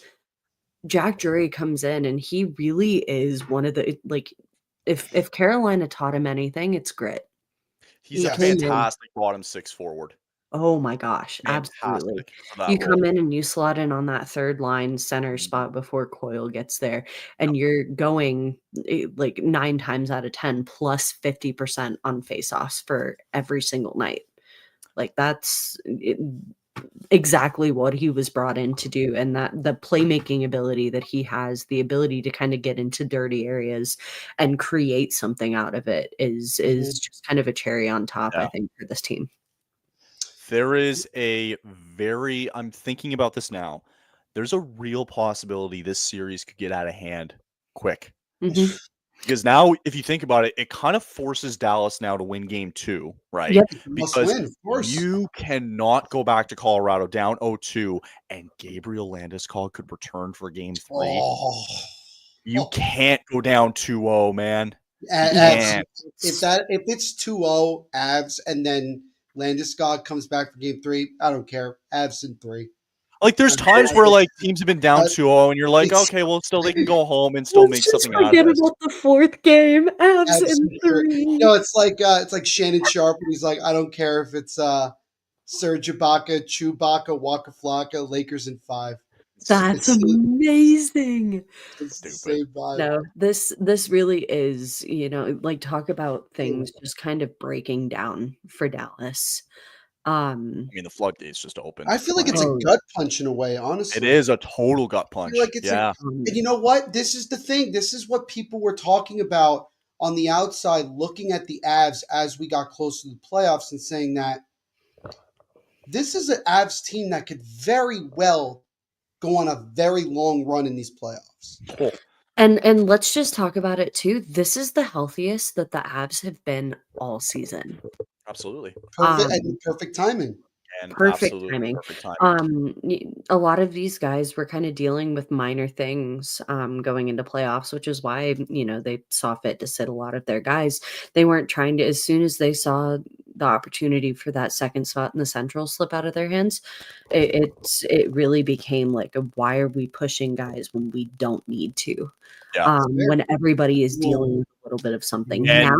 With Gabe Landeskog on the precipice of returning. The confidence level. You've now taken home ice away from Dallas. Mm-hmm. Right? Like, it does feel like game 2 is going to be a must win. Absolutely. Yeah. Thanks for joining, Connor. Yeah. Thanks, Connor. Look, if you're the Avs, you're playing with house money. You are in the driver's seat because you just had a statement win. Give it up. And look, and this after a really sketchy first period from the Avalanche as well. What I was worried about in that first period before I jumped on it was when the Avs didn't score on the 5-on-3, I was like, that might come back to hurt. You can't throw situations like that away. Oh, Kyle, right. I don't know. I think I don't know if you misspoke. Maybe I misheard you, but that McKinnon had 2 goals tonight. Oh, 2 goals. Thank you. Sorry. 2 goals, 1 assist, 6 shots on goal. And shout out Mackenzie Blackwood. First career playoff game, stopped 23 of 24 shots, and without question was a big momentum swing for the Avs after that first period with how well he played. Whew. All right. All right. Night 1 is in the books for the Stanley Cup playoffs. I have one funny question for Bailey that I just want to know. Kyle, I'll be quick. I swear I'll be quick. Go ahead. I swear I'll be quick. So, like, now that the Avs have Blackwood, Wedgwood, and Mileswood, do they call them like the lumber trio yet? Has that been the crease has been ironically named by the Avs broadcast crew as the lumberyard. The lumberyard. That's great. That is awesome. Good for I'm happy for all of them that they're finding success on the same team again. That's awesome. The locker room has been reshaped. Mileswood is a character, and he really is, and we're here for it. He's a funny guy. All right, Bailey, I'll give you the last word here. Final thoughts here. Avs win it 5-1. They lead the series 1-0 now, heading into Monday night's important game 2, frankly, for the Dallas Stars. Takeaways from tonight's game 1 win. I really do think it was a big step up from the way that they played during the first period. It was very shaky first. You see that 5-on-3 opportunity kind of get thrown away, and it's kind of a gut punch for them, especially after the second period that Dallas had. To be able to come back and rally like this in the third, I think is a big testament to being able to finish things out. I think if you can carry this momentum into game 2, it's absolutely a handcuff for Dallas. Absolutely. You go into a potential game 3 situation where Landeskog could come back and create a lot of emotion in that situation, which could go either way. A lot of what Landeskog talked about in his first game back with the Eagles was how it was very distracting. Yeah. With all of that emotion, how game 2 is a lot easier to play without all of that emotion kind of sitting on top of him, because he had already experienced a lot of that Friday night. So whatever situation Dallas kind of rolls into, this upcoming game is going to be a must win, especially with guys like Jason Robertson and Miro Heiskanen still being question marks for the rest of the series. Yeah. I'll leave it at that. Cool. Good stuff. All right. Night 1 in THPN is in the books here for playoff hockey. Yeah. Good stuff tonight, Bailey. Neil, yeah, appreciate it. Showing up. You don't have to thank me. I was here for fun, Kyle. You don't have to pay me any extra for tonight. All right. I wasn't planning on it. I was going to say, I wasn't asking for it. I was just here. And also, I know we made jokes about it, but I'll say it anyway. Shout out to like the 238 people that are watching this, by the way, right now. Like, thank you guys for just showing support. And if you're on Twitter, if you haven't already, please go subscribe to us here on YouTube. Really helps out tremendously. Just do it. Just do it. We're trying to get to 6K. We are trying to get to 6K we are close. Trying to get to 6K by the end of the playoffs, which I think is doable if we really. To be frank, Kat did help that out tonight. Cat's always going to help. There you go. All right. Cat subscribed, and that's all we needed. That's all we needed. All right, good stuff. We're back at it tomorrow afternoon. Neil's going to be with you guys tomorrow at 3 p.m. Eastern. It'll be play-by-play, by the way. Play-by-play. So, game 1 is going to be Hurricanes hosting the Devils for game 1. It's going to be fun.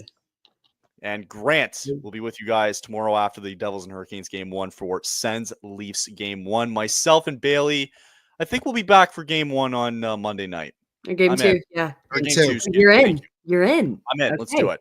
7 hours of hockey. Okay. Kyle is locked the freak in now. Oh God, I'm I'm gonna have to apologize. I think we're gonna. I'll give you the night off on Monday. You give me Monday off. Oh, okay. How generous of you. God. If you want to join, you can. But I think we'll do it. All right. No, it's fine. I don't want to disturb the peace here. I don't want. Okay. Game 2. We'll be back Monday for game 2 of this series. Thank you everybody for watching. Appreciate it. Yes, go check us out on YouTube if you can. Go subscribe. Go check us out on Twitter as well and Instagram. You see Bailey's little account username there. Go check it out there on Twitter as well. I'm sure that's where everybody's listening to anyway right now. And if you want, go follow Neil as well on his socials as well too. All right, that's going to do it for us tonight. And we will see you all again tomorrow at 3 p.m. Eastern, Devils Hurricanes game number 1. Thanks for everybody tonight. For those who celebrate, happy Easter. Happy Easter. Thank you. Thank you for mentioning that. Happy Easter, everybody. Just happy Sunday. Happy Sunday. Happy Easter. Have a great night, everybody. We'll see you tomorrow. Good night. Bye, guys.